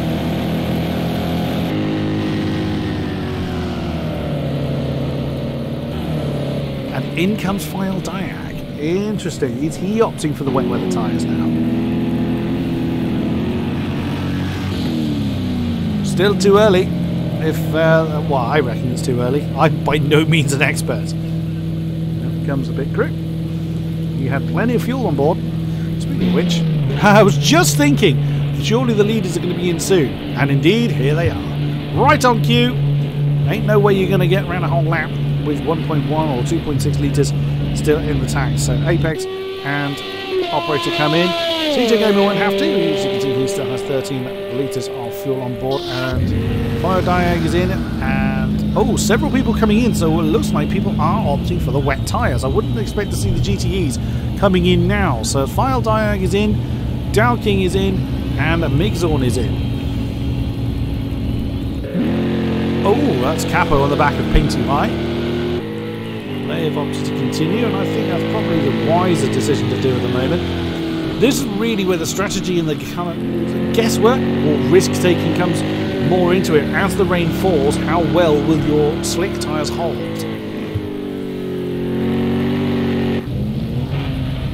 Someone else has come in. Ulti's in. TBW's in. 5 of our 12 GTEs are in, and Apex has come out. Smur's operator. Wow, operator lost out badly. He's got a Corvette straight in his face as well. Apex got underway, and Apex had less fuel on board as well. Full tank. Unsurprisingly, I would think they've taken the wet tyres on now.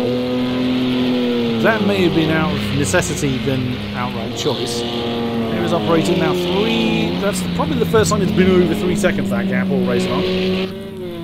Comes Migzorn with Dow King right with him.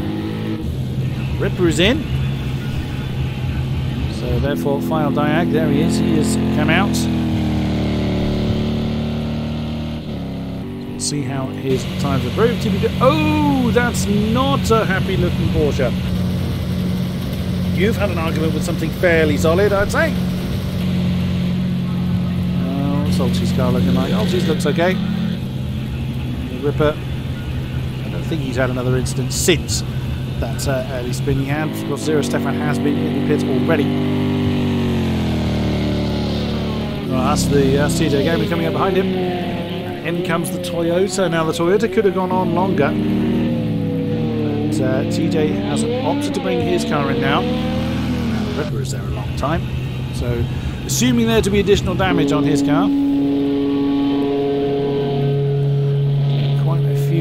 Pitted now, but of course we won't know if anyone is pitting for tyres. They look exactly the same from our side.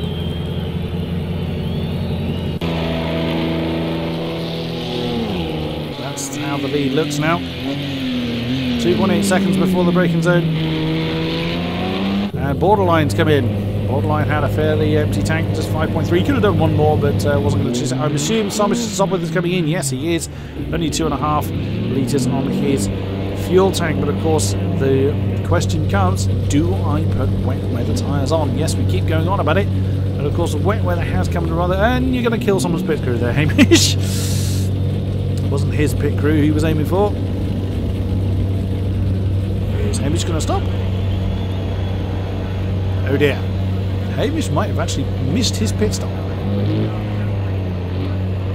Well, you're going to have to crawl for the next lap, because I'm not really too sure you're going to make it round with 2.5 litres on there, I'm afraid, Mr. Hamish. You can see how ginger he's being with the throttle. It's one of these things that is so easy to do. Nunu gets underway. Borderline's been in there a while. Daru is in. That'll surely be a tyre change. 25 litres still in the Corvette. A lot of people are opting to get onto those wets. I'm assuming that's what they're doing. Wow, operator is on the move again. He's closed that gap down to 1.2. There is, of course, a Corvette there, so that could have been aided by the traffic.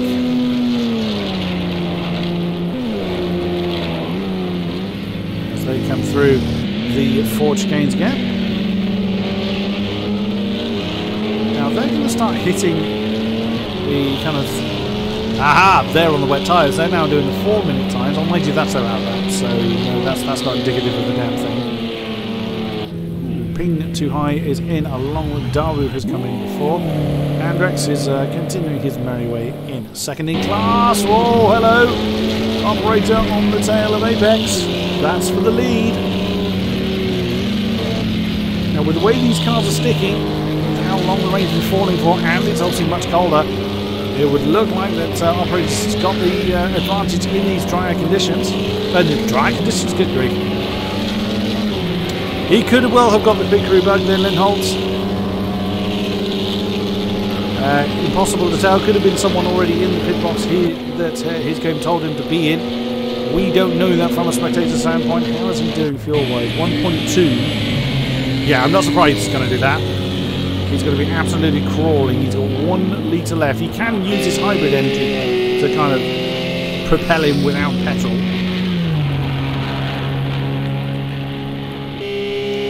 So that's going to be very awkward. A litre from... That seems impossible to me to get from the Lausanne corner all the way around with less than a litre. Seems impossible. Well, I've been proven wrong on such matters before. Capo comes in. Coming in or coming out? I think he's going out because he's got a decent... Yeah, he must be because he's got 83 litres. Along with Ping Too High, so the Corvette and the Ferrari come back out on track. Ulti and TBW are close together. They've already been through the pits.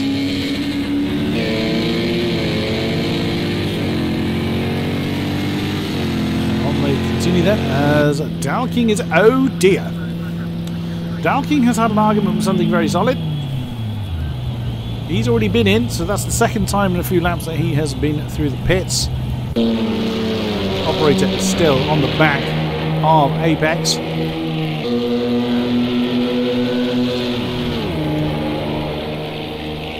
So we could well be seeing a change of lead soon. Nunu. Give Hamish a push, would you, Nunu? 0.4 of a litre. He's cut. Oh, wrong one. That's... Yeah, he's jumped out of the way. No. Oh no, Hamish, no! Didn't have to do it that much. Of course, he's on dead dry tyres, isn't he? So he probably couldn't grip any more than that. That's going to be a task. That's 0.3 of a litre between Arnage and home. And TJ brings his car in. Was he not that long ago? Interesting, the Toyota comes in again. You can see he's got 57 litres on, so he's not long been in.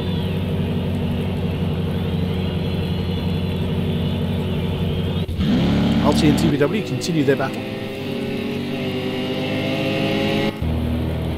Oh, Hamish. We're not looking, mate. 0.1 of a litre. We're not watching you, mate, honestly. Up, and there we go. He has officially run out of fuel. He is on 0, and throttle is gone.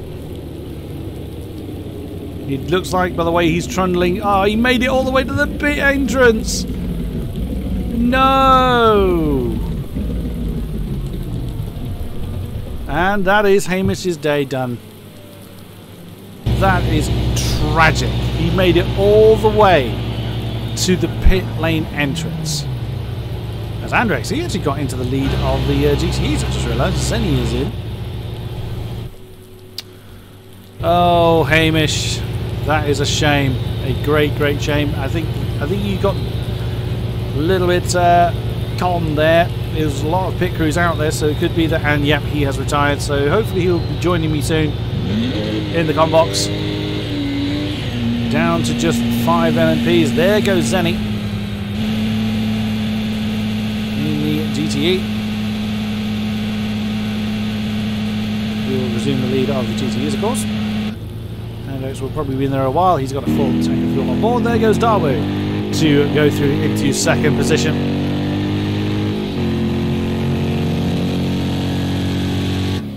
Where is a file diag? There he is. Oh, that's a very weird graphical glitch I got going on there. Apologies for that. Oh, and Andrex is actually going to come out. Is he going to be file diag? It's going to be close. Yes, he does. You can see the Corvette coming down the road, and Andrex is now to third post pit stop. Very nice.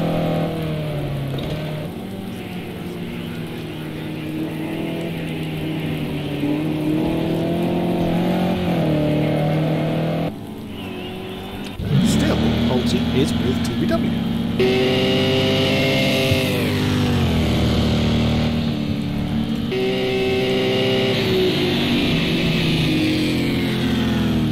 Now because the track is so wet now that it makes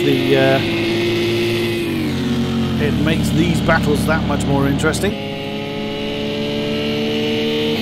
You see the circuit getting very, very shiny, and wow, my game goes completely crackers there. There's a big party going on around the Forza games.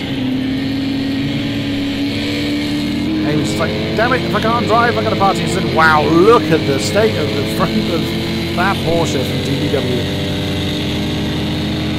Getting a bit of a slipstream off the back of the Porsche. Oh, DBW's not letting him have it though. Well, he's going to have to fight for that. That's for 8th in the GT class. Look, that's how much spray is now coming off of the back of these cars. So anyone that isn't on wet tyres is going to be having a very, very bad day. Looking at Ripper and Dow King. They have had a pretty bad day. There is Dow King coming into the Porsche curbs. A bit wide coming through Tetra Rouge. Wow, that cost him quite a bit of time. Oh, didn't see it. Apex has indeed lost that lead. He's lost it by 14 seconds. Wow. Whatever setup difference that operator's running is doing him the world of good in the wet. So Apex will want that to dry up pretty damn soon. Where's Nunu? He's nearly 3 minutes behind the lead battle. I'm trying to judge whether they actually... I think that's actually... Is that Nunu? Oops, that's Nunu getting slightly out of shape coming through the S's. So actually on similar bits of track. So operator has actually gone past Apex on track. As is again highlighted by the fact that everybody except for... Wow, that's my game going utterly bonkers around that. That's why we're seeing that weird lighting effect. Hello, Hamish. What happened? Well, we saw what happened, but how did it happen? Oh, sorry, say that again, Kodiak. We had. I said hello to you. What happened? Like I say, we know what happened, but how? Yeah, well, I came. I don't know if you saw. I came to pit, and I've never done a pit stop on Project Cars. Oh dear. I didn't know what to do, to be honest. You missed your pit box. Basically, but I was expecting it to light up red or something, but it didn't. A bunch of blokes came out, which I didn't think were for me. And I basically just did a drive-through. I had 2 litres of fuel, and you, yeah, the chat was cheering you on, but we were hoping someone would give you a push, but no one was that charitable. I actually got offered a push by one of the leading GT3 cars. I shout him out if I could. Zen offered me a push, but because he was coming to pits, it was down from all down straight, and I thought I'd have enough room. It's just I don't know, a bit gutted really, because I had a load of aero damage, but I was easy P3 pace. Interesting, Zenny's lost the GT lead and he's had an argument with something. That's a very rearranged Porsche now, and he's been comfortably in the lead of GTs all race long, and now he finds himself behind Darwin. So that's been a change for the GTE field. So this is something I was trying to surmise about, Hamish. How tricky was it getting, because the rain came much earlier than I thought it would? Honestly, very easy. Okay. I mean, I had no issues. I mean, I can see now the times of leaders are tumbling.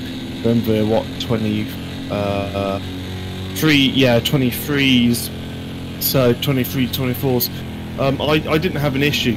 My car was badly affected by aero anyway, so I was only getting like 180 down the straight, so that probably helped me a bit, but I didn't find a huge difference. It was on when I came into the pits though, that was pretty much, that was a good time to come for wet tyres, so okay. Oh, we've got a spinner, new as Span on the Porsche curbs, big time. He's lost a huge amount of time, and it looks like his car might have even picked up some damage. He has driven straight past the pit, so it can't be that serious. He's got borderline right behind him, just trying to overtake a Corvette, as I was seeing, and he didn't quite manage to get that done. It was very difficult, actually, to overtake at parts of his track. Really, really tough, to be honest with you. The GT3 cars, they are going to stick to their line. They shouldn't move off their line to let you pass, otherwise there's just confusion. So it's up to you as the driver in the faster car to basically do a legitimate overtake, rather than like in Formula 1 where it's blue flags, because obviously there's no flag.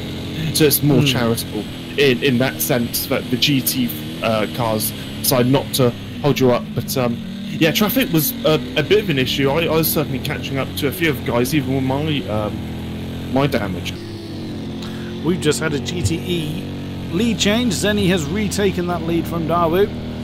Even with the damage on the front of that Porsche, he's managed to do quite a convincing move on the Corvette and retakes the GTE lead. But Operator is gone. We saw him slowly falling behind Apex to around 2.5 seconds in the dry phase, and since the rain has fallen, Operator is alive. Yeah, absolutely. He is such a quick driver. He's phenomenal. So on he goes. Not long being through the pits. Those guys having about 31 metres at pace, 17 seconds. Okay. I might need to shoot off, which is why I keep going a little bit yes, head on, Hamish, if you absolutely need to. No, I definitely do not at the moment. So Borderline is doing pretty well. Yeah, New also had a bit of an argument with a barrier early. He overtook me and just got so excited by overtaking me, as one should. He just crashed. I suppose amusing, but it's still, the lead is still very much up in the air. I mean, if Operator makes a mistake or something, then Apex is only 20 seconds behind. I mean, it might be that his Operator's engine needs fixing, so that'd be 20 seconds all in one. Could well be. But I mean, Operator and Apex are a complete lap ahead of the rest of the remaining LMP1s, so they have incredible pace all race long. New best of the rest, but only 3.2 seconds ahead of Borderline. And TJ has been through the pit at least twice in that Toyota, so I'm not sure what's happened to him. Any indication what happened to TJ? Oh, there's who's gone wide? Something or other has went wide. Ulti has went wide. Ian Porsche has just been overtaken. Yeah, that's Indianapolis, isn't it? Yes, that's Arnage. He's just come through now. He managed to get so. TBW is now back on his case. That's battle for 7th in the GTEs. Yes, sorry, Kodiak, what's your question? Can't remember what it was now. To get into the flow, and it went. I can't remember what it was. Absolutely. I mean, these endurance races are, in fact, Andrek's doing really well. Up in P8, he had a poor qualifying, I think. So, hats off to him in the BMW. Zen is in P6. Is he the lead? Oh no, he isn't. He is the lead. He's the lead GTE. Yep. I can probably see that better on my interface than you can on yours, because you've got the retired to pit box interface on your screen at the moment, haven't you? Yeah, I have indeed. Although he's only got one working light, which I must admit is he's got really. Oh, has he? Oh, he's got. Oh, that's okay. Is his car? Well, his car's damaged for me. Yeah, his car's damaged for me, but I think he's been in the pit since whatever that is. Okay. Now, I must admit, it's really tough when you've only got to drive with one working light. It's not like something like a mandatory pit stop or anything, but it makes it really difficult to judge if it's the left side car or the right hand side. Oh, that's Capo. Oh dear, is that TJ? TJ's going very slow. He might have had a slowdown warning coming through the Dunlop curve up to the Dunlop chicane. He's suddenly let all those GTEs through. So he's really struggling in the wet in that Toyota. TBW has Capo that's right in amongst that particular gaggle as well. Yeah, Operator is very, very much quicker than the rest of the field at the moment. Ooh, yeah, TBW, that's close. He's really showing his pace and experience at the moment. Although over times it fluctuates quite a lot as they go down the straight. But yeah, he's obviously done a lot of practice. He's one of the quickest guys in the world in terms of time trials. In fact, I think he is #1 in the world in terms of time trials. Oh yeah, now you've mentioned that, I have seen his name quite a few times on the time trial board. Yeah, now you mentioned that. Yeah, he is he's obviously a very quick driver. I presume he's not in any of the GTE leagues or anything. He's not a name I recognise, so no. So yeah, I mean, we'll have to... This is where I find out, like, I commentated on 3 wins of his already. No, I'm sorry. I have done that once before. So, commentated on the person. I'm not sure I recognise this name, and then this same person is like, "You commentated me on a full season." Oops. Yes, absolutely. I mean, well, the amount of people you commentated Kodiak is, one or two. Yeah, just a couple. Well, a couple of thousand, maybe. So it was quite that many, but great to race with Borderline, though. I must admit, we've obviously done a few events with him. This is the first. He didn't do Indy because he was at a friend's. But it was great. Me and Borderline had a small little scrap at the beginning, and also as I got damage, I think I was a little bit quicker, and he was able to close in. So DBW's off. Sorry, Hamish. I'm forever doing that. Forever just cutting you off mid-play. You're the commentator. I'm not meant to be commentating, Kodiak. I'm very much spoiling your fun. You're always welcome, you know that. A few questions in chat. Do they switch seats or do they drive the whole time? No, there's no driver changes in Project Cars. No mechanism for doing so. So, sorry, Kodiak. On that very topic, when you go to select strategy, you can do something called a driver swap. I'm not sure if that just means it gets taken over by the AI, but apparently you do have that option. Interesting that we've never tried it in AOR. Oh, DBW, that's deep at Indianapolis. Yeah, we never actually tried that in PCARS 2, or not that I'm ever aware of. Certainly none of the endurance stuff I've commentated on. AOR's never done a 24-hour of Le Mans in Project Cars 2, so I don't know if that kind of thing is possible. I think it is for that I'm sure it is for that reason, Kodiak. Oh, it becomes an AI car. Yeah, that would make sense. But, I mean, rFactor 2 and iRacing are the only 2 simulators I know of off the top of my head that have a properly well-tested and well-working driver swap function within. Yeah, absolutely. Obviously, but yeah, very much. Hence the reason it's 2.4 hours, 1 hour 18 minutes left. I must admit, even though I went out very early, it's still one of the longest races I've done. Feel proud. I must admit, I didn't do tons of practice for this. I didn't do with other commitments. I didn't do as much as I'd like to.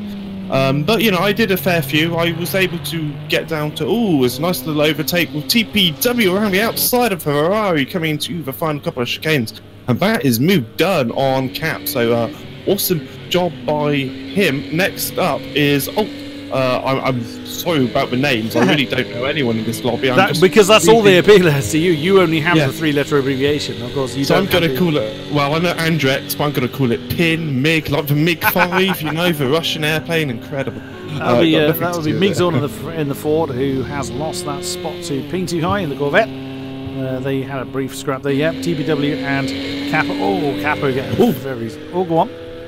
New and Borderline are very, very close indeed. In fact, they're both down the Morzan Straight, about under a second. The slipstream's fantastic around here. I made a pretty solid move on someone earlier. Now, these guys got to be careful not to run into the back of one another. It is so easy to kind of get... It's sort of mesmerised by the track, and you kind of just forget where you are, and you just...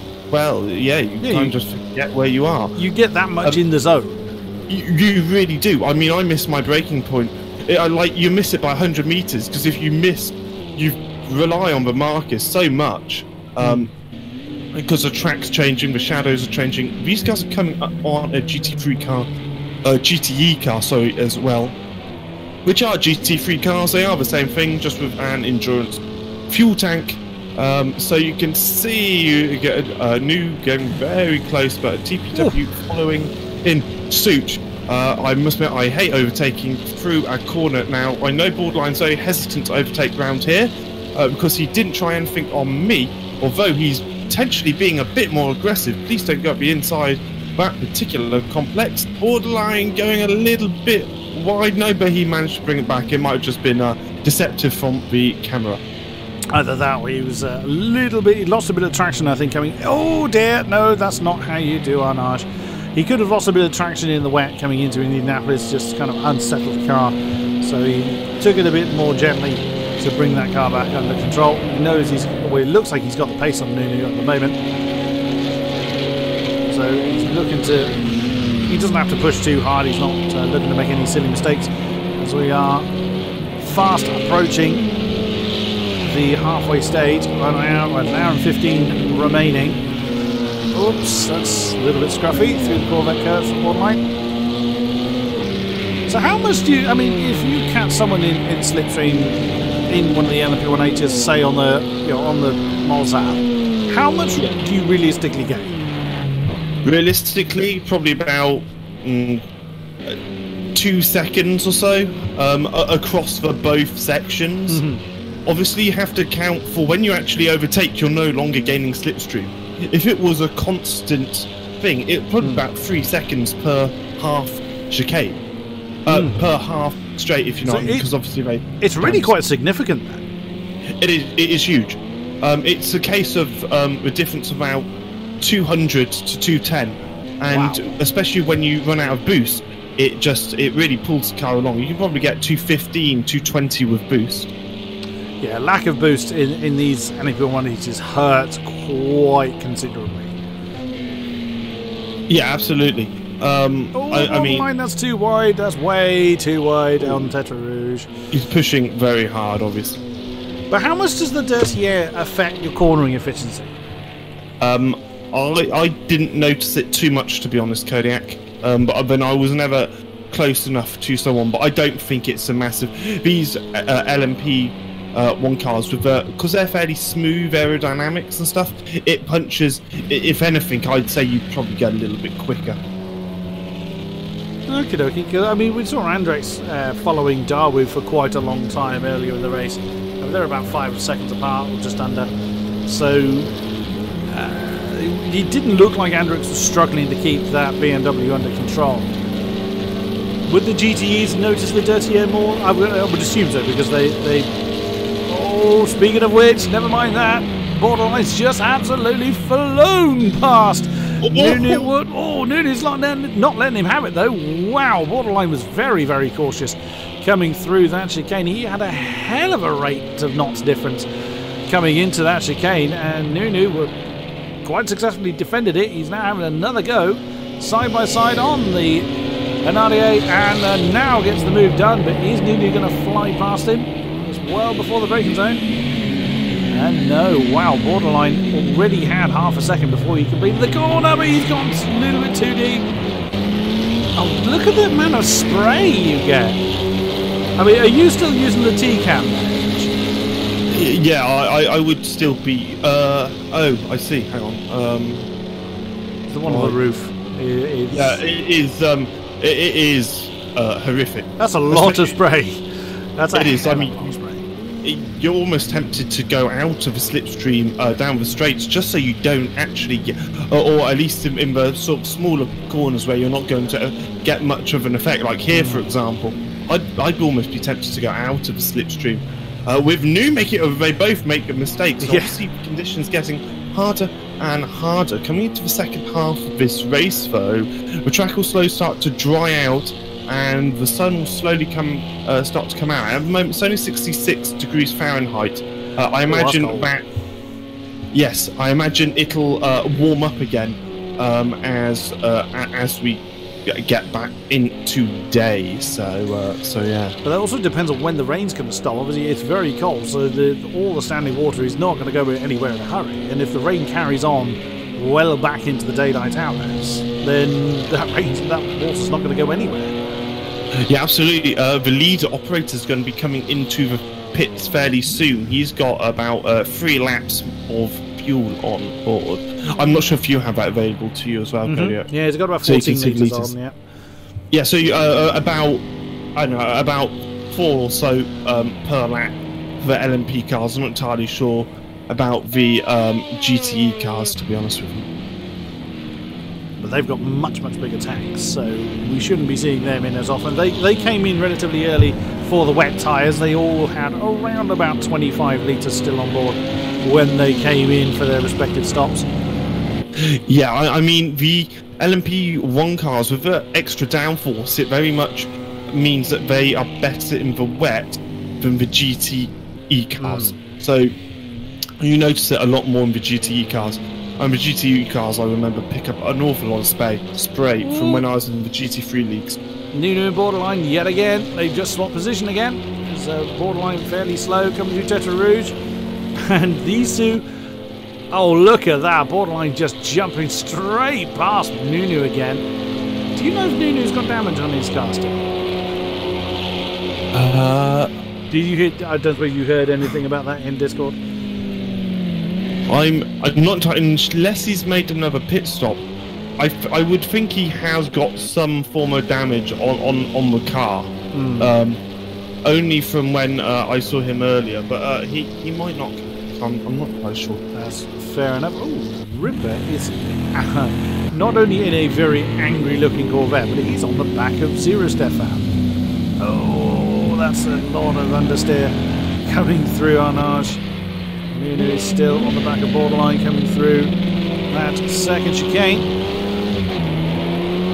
Question in the chat I spotted earlier on, but I meant to answer it earlier on, but as me and Hamish tend to do, we ended up nattering about something completely different.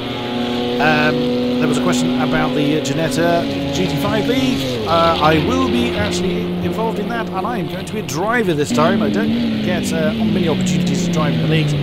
Well, technically I could drive in any of the leagues that AOR does, but I've said many a time, and I'll repeat it again, I know where my talent lies, and it's not behind the wheel, it's most certainly in the commentary box. And anyone that has seen any of my driving videos, okay, they're dark challenges as well, I grant you that, but anyone that's seen any of those will testify, and Hamish can certainly testify because he's been in most of them, that I'm much more comfortable behind the mic than the wheel, but I am giving it a try. It's a default league. The sign-ups are closed for those this Friday, and the league is due to start on Wednesday. So I believe it's Insuliventus and Fistophiles that's going to be covering the PC side. It's going to be Chess Games, and Aiden, I think, is covering the Xbox One. Oh, that's close, Ripper! That's exceedingly close coming into Dunlop. Wow, that was a bit of a scary moment.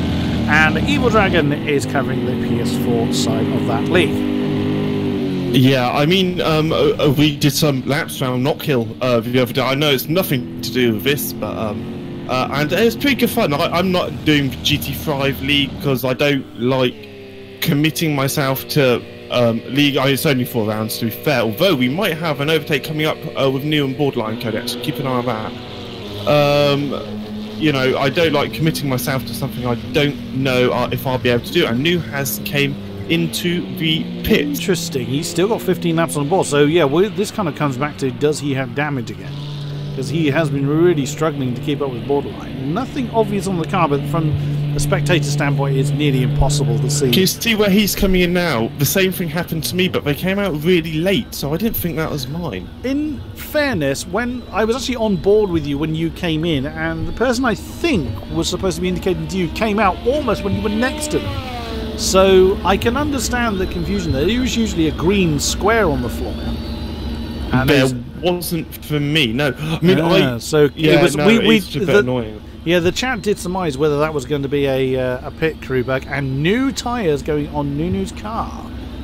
Ah, okay. Away he goes then, spinning the rears to death.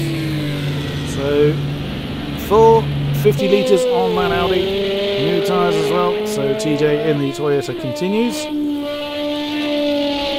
Oh, he's in Toyota. Oh, that's an interesting choice. Oh, wow, that sounds very different. Oh, but just massive engine. Just a tad. Zero, Stefan and the Ripper have swapped position. We were watching them and getting very, very close. We're on the two Corvettes, swapping that 10th place. And Capo and TPW aren't too far apart. I think Capo's just made a mistake at the Mulsanne. and has lost a couple of seconds on the back of the Porsche. So that Ferrari is very much on its own now. Zero Stefan still on the tail of the Ripper, but the Ripper has most certainly been the quicker of that particular pair of Corvettes.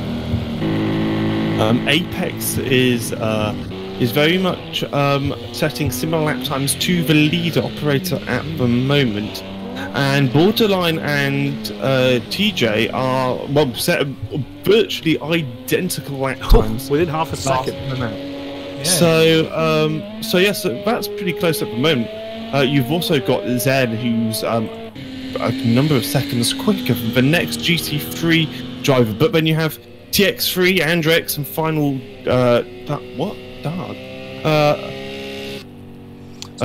Darwu was 2. Oh, DAR is File Dark. File Dark, right? Okay. Yeah, sorry, I'm looking at all the right. But so TX3, Andrex, and File Dark are all very much within the they're saying the same lap. Oh wow, Zero Stefan, that got. It looked like as he hit the brakes to come into the Porsche curves, the tail just pitched on him. It looked like that. Oops, yeah, he's struggling to get that car under control as he's just wandered off the road coming through the Porsche curves. So there's either damage or something is not quite right in the setup of that car. As that car is very, very, very loose. So that's always the danger, isn't it? Is when you've got these kinds of mixed. Not just mixed class events, but mixed weather events as well. How do you set the car up? Do you go for a wet weather setup? It looks like the sun is rising, so we are now coming back into the daylight hours. So maybe that will make a bit of a difference to the track. Well, it should make a bit of a difference to the track temperature, but it's more going to be dictated by the rain. Yeah, it's already going up, Kodiak. It's gone up by 2 Fahrenheit. I would send Celsius, but I don't have that available. So sort of already gone up a little bit, and yeah, I mean, I set up my car very much for the dry. You kind of the setup for the qualifying and the race is the same, apart from the radiator you open a bit more because of the engine, and you put more fuel in, and that is pretty much it, to be honest, Kodiak. But you'd have more downforce in a wet setup, though, surely. Yeah, but not around this track. It's so one downforce in the dry. It wouldn't make a huge amount of difference in the wet, to be honest, Kodiak, but in the dry, if you were just to put your downforce on one click, I reckon you'd lose about, 2 seconds a lap, so... Ouch. So you've literally none of these drivers, all the downforce settings will be on 0, so... Oh, that was a tad close there from Apex coming past the Ford. But, no particular impact there. Sun definitely coming up, but it's coming up into very, very grey skies. No immediate indication. Apex, get that car around. No immediate indication that that rain is going to be easing anytime soon. Operator now 36 seconds to the good. So he comes around the Sol M6 of Andrex. Borderline in third. He's got a minute, a minute, he's several minutes. It's about a lap and a half down from Apex, but 14 seconds clear of TJ. But TJ has been setting some pretty decent pace for the best of the rest in that Toyota. He's got a face full of Corvette at the moment, coming through the first chicane. Nunu, we saw coming into the pits for a new set of wets. We'll see if that helps him out any as he continues to press on at the tail of the LMPs. Zenny, 5 seconds quicker than anybody else in that Porsche. Whatever he's done to that car, it is working a treat for him. And race leader operator is in. He had 2.5 litres in the tank, so he had no choice. He had to come in at that particular moment. Something I'm curious about, Hamish, because sometimes the driver's screen looks a bit different to ours. We've had it in our own commentary as well. On the start-finish straight, there's lots of kind of flashing lights going on, and when I look at the map, there's a sort of at least kind of 3 cars that look like they're kind of jumping around and doing all sorts of silly things. Does that look the same for you? No, I didn't notice that like sometimes you notice flashing lights, and they're usually a warning of like you can overtake me, or I'm going to overtake you in a second. Oh, someone flashing their lights. Yeah, but this is kind of like party lights, and I only noticed it after you'd retired. So I wondered if you'd gone like, right, if I can't race, I'm going to have a party in the in the paddock. Yeah, that's what I'm doing now. Well, it may very well be, you know, retire to my yacht, although I don't think we're even at the coast. But well, how apt considering how much rain there is out there. You could probably sail home. Oh, Apex is in the pits and just came out of the pit. Okay, he didn't take tyres on then, so just a full tank of fuel for him. And operator is back out on track as well, so I don't think they were in the pits for a particularly long time, as operator is on the Hanadier, as Apex has now got back underway. So it looks like they both did the same thing there. 33, so yeah, not a great deal of difference there as far as the lead gap is concerned. Zenny, there he is. 30 seconds ahead of Darwin now. There's still half a tank to go in that Porsche. 37.2 in the Corvette. He is comfortably 5.5 seconds ahead of the Soul M6 of Andrex, who comes through that chicane. He himself has been slowly opening that gap back to File Darg rather. So that gap is slowly increasing. Oh, it's a little bit deep coming through that second chicane. But File Darg, have a name, have mercy on us commentators. Absolutely. Why can't it just be easy names like Bob? Bob, Jeff, or Frank? Yeah, absolutely. Oh, actually, absolutely fantastic. Ping too high comes into that same chicane. He's 24 seconds behind the next Corvette in line. Finds himself 17 seconds ahead of the Ford of Mig Zorn, who again has a similar gap back to Alti. In his black Corvette, TBW is 23 seconds behind that Corvette, with 1.3 behind. Between himself and the Ferrari of Capo. All with very similar amount of fuels in the GTEs. That's not a great amount between 34 and 49. There was the Ripper, 32 in his Corvette. He was fighting with Zero Stefan early on, but he has been pressing on at a pretty decent rate, actually close to lead GTE pace. As there goes TJ in the Soul Toyota. There is Zero Stefan, who leads Dow King. Dow King's race started very, very well, but pretty much disintegrated. Oh, that was very close to the wall there, Stefan. As we have less than an hour to go now of this 2.4 hours of Le Mans, and as we mentioned, Dow King. Oh, that's cruel. If you click on Dow King's name, it actually lists you as the car behind him, Hamish. That's a cruel reminder of what might have been. Oh, absolutely. Yeah, I'm a bit annoyed with it. Well, not annoyed, you know, a little bit disappointed really, because I was about 20 seconds up the road from borderline before my damage, and well, look where he is. So, what might have been. But you know, it's part of being. You know, I had it quite a lot in F1 and the GT3 leagues and stuff. You know, you kind of crashing out never becomes easier, but once you've done it once, it doesn't bother you for days. It's you know, I've done hundreds of races, especially in the F1 games, from the front, from the back, wherever it might be, and across different splits, and yeah, when you crash out, the initial sort of get the initial bit stings, and then it's like, you know what, there's always another time. So hey, I'll hopefully be here for Monaco. Oh, Monaco, yes, when the final of the Triple Crown events. That won't be for a while yet, so but keep tuned. We will be advertising that when it does drop. That will be good fun. Was that going to be the Formula A's? Well, I would have thought so. With the IndyCars, I would hope it's Formula A's. I can't imagine it's a nuclear-powered Formula X. That would be rather chaotic. I don't think. Yeah, that'd just be stupid. I must admit, I'm quite competent around there in the Formula A's, because I do love using the Formula A cars around Monaco. and I'd say I'm actually probably one of the better drivers around that track in terms of overall lap time. But I don't think my consistency is there. I've always struggled with consistency because finding time to practice is hard. Being quick isn't difficult. Being consistent and quick is very difficult. And you absolutely need that at Monaco. Oh, beyond absolutely. any doubt. Yeah, at least with this track, you have quite a lot of runoff and things like that. In Monaco, you literally can't make a mistake. You can make a mistake at the first corner because you can go straight on, and you can make a mistake just before the lows happen. And not as in the corner before that. I don't know what it's called. That's the top part of Mirabeau. Yeah, Mirabeau. Yeah.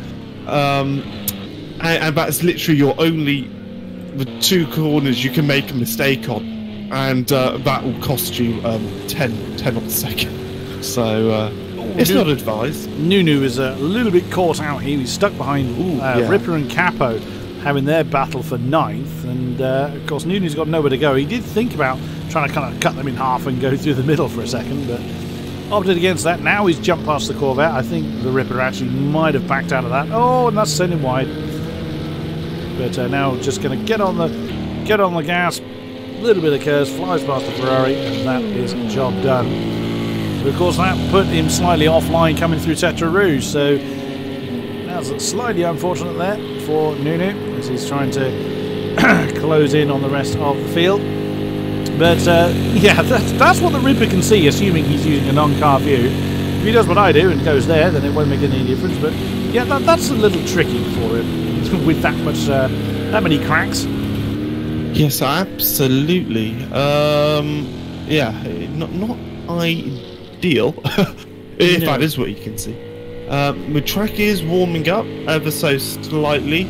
I'm not sure if the rain is any heavier or not, but I don't think it's getting heavier, but I don't think it's getting any lighter either. We've got quite a few puddles, especially off the racing line. Ripper and Cat are having a great little battle. He's not going to try and move on the inside, is he? He might think about. Wasn't gaining enough for that and opted not to. Capo got a little bit deep in the entry panel.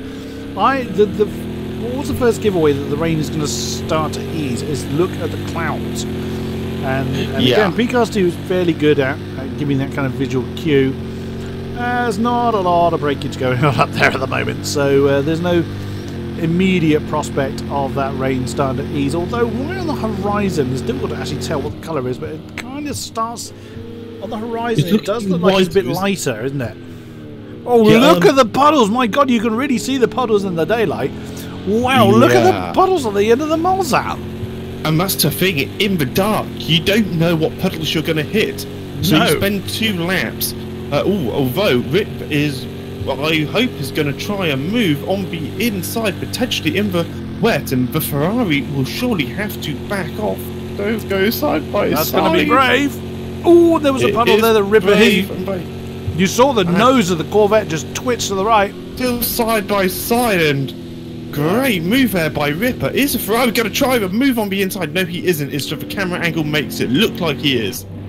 Borderline's in with only a litre left on board, so he had to go in. He had no choice there. I wonder if there's any puddles around here. Yeah, we haven't been able to see them pretty much all race long, those puddles. But there was a... What I want to see is TJ brings his Toyota in as well, only 6.3 left on his car. I want to see... And there's a river there. Wow, goodness me. I want to see what the water is like coming through the Porsche curves, because this was a major area concern. Oh wow, there's a lot of puddles leading up to the Porsche curves. Here we go. So you can just see just this essentially sheet of water. Whoa, steady Ripper. That's the tail getting seemingly loose on the Corvette again. Yep. Yeah, I think the Corvette is quite a bit more twitchy. It's quicker, but I think it's more twitchy, so it's definitely faster than the dry. Yeah, they look like new, and Borderline has got to move for 3rd place, maybe coming into the first corner. That has been pulled off, but Borderline potentially have probably hard slicks for Borderline. Really? That's great. No, that can't be right. No, I think it's showing that everyone's got hard slicks. All right, I was going to say, there's no way you'd run slicks in this weather. But yeah, Borderline obviously just having come out of the pits. Nunu is on a different kind of rhythm to everybody else. He's got 32 litres on board, whereas Borderline's got a full tank. TJ came out 15 seconds behind these two. It looks like Borderline is getting into the slipstream, then jumps out from behind Nunu. This is the third in class. Stream on down now. Wow, what a pace difference between the two Audis. As then he returns to the racing line. That was an amazing amount of a difference there. Oh, he's done it again. That's exactly what happened to Borderline before. Exactly the same place. And he's overcooked into that chicane again. Oh, goodness me, Borderline. What a great shame. That's lost him 7 seconds or so. Well, 6.5 seconds at least. What a shame. But back underway he goes then. Nunu, of course, will have to come into the pit before the end of the race anyway. So we will see them. And there you just see Nunu go into that chicane. TJ is back underway in the Toyota. That will help him, of course, gain a bit of time on Borderline. And Capo and Ripper have swapped place. That's for 9th. The Corvette now ahead of the Ferrari, as you can see. And the puddles, look at them. Any wonder Borderline struggled? Oh no, Capo, that's not how you do that. Of course, you're going to have to be very, very slow when he re-enters the circuit. Hamish has had to head off. He'll be back soon. So then, as operator comes past one of the black and blue Corvettes, has led for quite some time. Well, it's led basically since the rain started to fall, from about half an hour into this race, which was about an hour ago. Has led and has been building that lead ever since. 34 seconds, or nearly 35 seconds to the good, over this man. AOR Apex as he comes through Tetra Rouge onto the Nadia. Nunu into third, as we were just seeing between himself and Borderline. Coming up to Arnage. There is aforementioned Borderline now in fourth, with the Ford of Mixon right ahead of it. TJ Gamer in the Toyota has been pressing on, has been gaining a bit on Borderline in the last couple of laps. If he went for a full wet setup, he'd have been really golden at the moment. And it gets scary when you see the puddles. Of course, they've been there for ages, but we couldn't really see them in the dark. But they really badly affect the trajectory of the cars. They make the cars much more oh, there was a bit of a lock-up there, I think, on that front right. As excuse me, as TJ came into the Porsche curves. Zenny has been unchallenged for a long, long time. Well, I say that he was under threat for a while, but once regaining the GTE lead, has now a similar lead actually to what Operator has over Apex, 35-36 seconds. Darbu in the lead Corvette. Miles on to second by 6.5 seconds over the M6 of Andrix. Andrix starting in 10th, I think it was, towards the tail end of the GT field, finds himself in a potential podium position. Answering a question in chat from Maxo regarding the leagues. Head over to www.apexonlineracing.com, have a look at the forums, and you will see the leagues we have. We cover Project Cars 2, F1 2018. Oh, we will cover F1 2018 once it's gone through its evaluatory phases. iRacing, Assetto Corsa, and rFactor 2 is where our leagues primarily. Also Dirt, yes. The Dirt games also get a league coverage as well. That's across the 3 platforms: PC, Xbox One, and PS4. So that is the best place to have a look at what goes on and what crazy bears like me shout about. Also on Twitter, Apex at Apex on Racing. That's where you'll find the Twitter account for AOR. A lot of things get announced there. Sign up, get involved. You never know what may happen next. Continuing to look through the field. Pretty much equidistant between 3rd and 5th is this man, File Dark.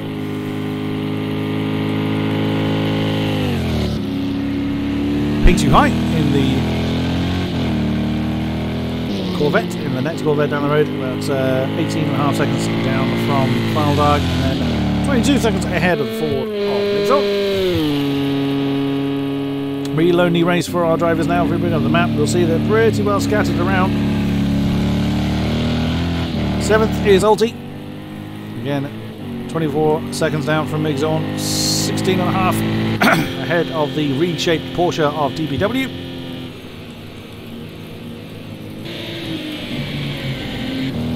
Ripper in the Corvette has broken away of the Ferrari of Capo by just over 4 seconds. There is the said Ferrari. Oh, and again, really struggling to slow his car down for that chicane. Zero Stefan. It's fair to say he's struggled a bit. Here comes one of the LMP1s. Not that one. It's Apex. No particular bother for Apex to come past the Corvette there. Dalkin's on very good pace actually. I mean, he's had a lot of pit stops unfortunately. He's 8 seconds behind Zero Stefan now, but at that pace it won't take him too long to shut that down. It's 5 seconds quicker almost than Zero Stefan, so he could well have some company very, very soon. 45.5 minutes to go of this endurance race. These guys have been going for, including the qualifying, pretty much bang on the nose of 2 hours. And it really does take its toll. Looking at the skyline, there is no particular break anywhere in the clouds.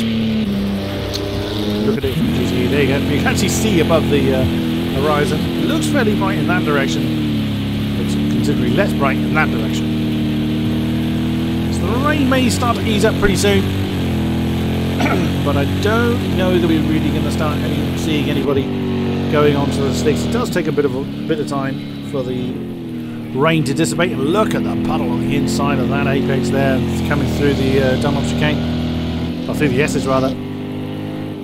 There's a lot of standing water still out there. It does not even take into account the spray coming off the back of these cars. Who is that coming up behind?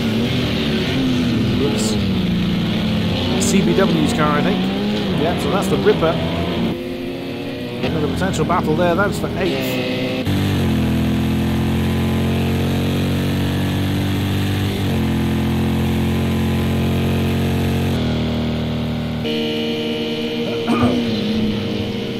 Unfortunately, I've run out of drinks. That's why I keep having to clear my throat.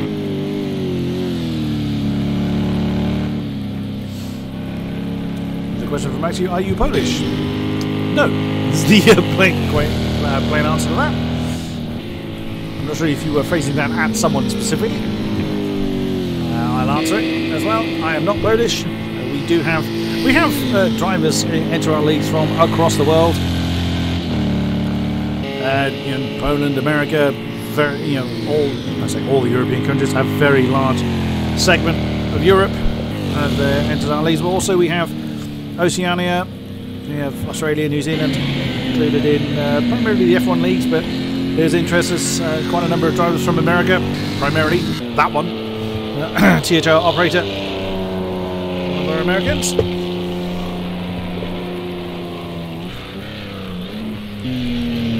So, multinational league.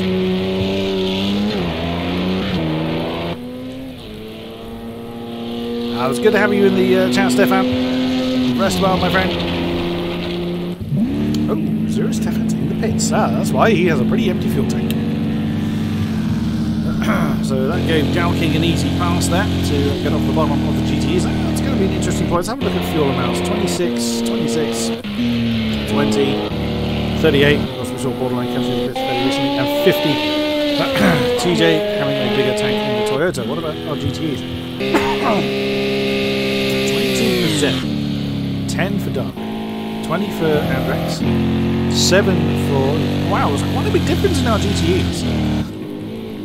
13 for Pinky, 8 for Mixon, 7 for Ulti, 13 for DPW, 7 for just under 8 for Ripper, 10 for Capo, 12 for King.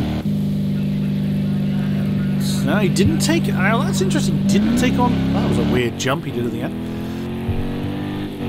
Didn't take on a full fuel tank, so we're now getting to a stage where anyone coming in for fuel does not have to completely fill the tank to get to the end. That's absolutely fair enough. Ooh, steady. Zero Stefan back underway. So we will start to see our GTEs come in for their last stop. Operator won't have to come in for quite a while. No one close to anybody else as far as on-track battles are concerned, so for a while at least we have got a tactical phase, you could say. Wow, Andrex did a 4:14, taking or last time around 4:14.9, taking quite a significant chunk of time away from Darwin. And still took 3/10 from him that time around as well. So Andrex in the M6 is reading in Dawu again. What's the fuel? So 17.8 for the M6 and 8.5 for the Corvette. Now this essentially means that Andrex, when he does come in, will have to pit for a shorter period of time. Zenny is just gone. It's 40 seconds down the road, and Filedog is in. He could have gone another lap, but fair enough. Decided to bring that Corvette in now. Does he change tyres? I doubt it, to be honest. Yeah, that range's not going to change to any significant amount. That's just going to be fuel. I'm curious to know how much he takes on. As we saw 67 on... I forgot who it was that came in earlier. Such a terrible short-term memory, I do apologize for that. 75, so File Die taking on a bit more fuel, but these GTE cars have between 90 and 100 litre tanks. And that is a Mixor bringing the Ford in, so yeah, that again will be for fuel alone. Goodness me. Really should have brought more drink with me. Yep, all going to be on how much fuel that Ford takes on board.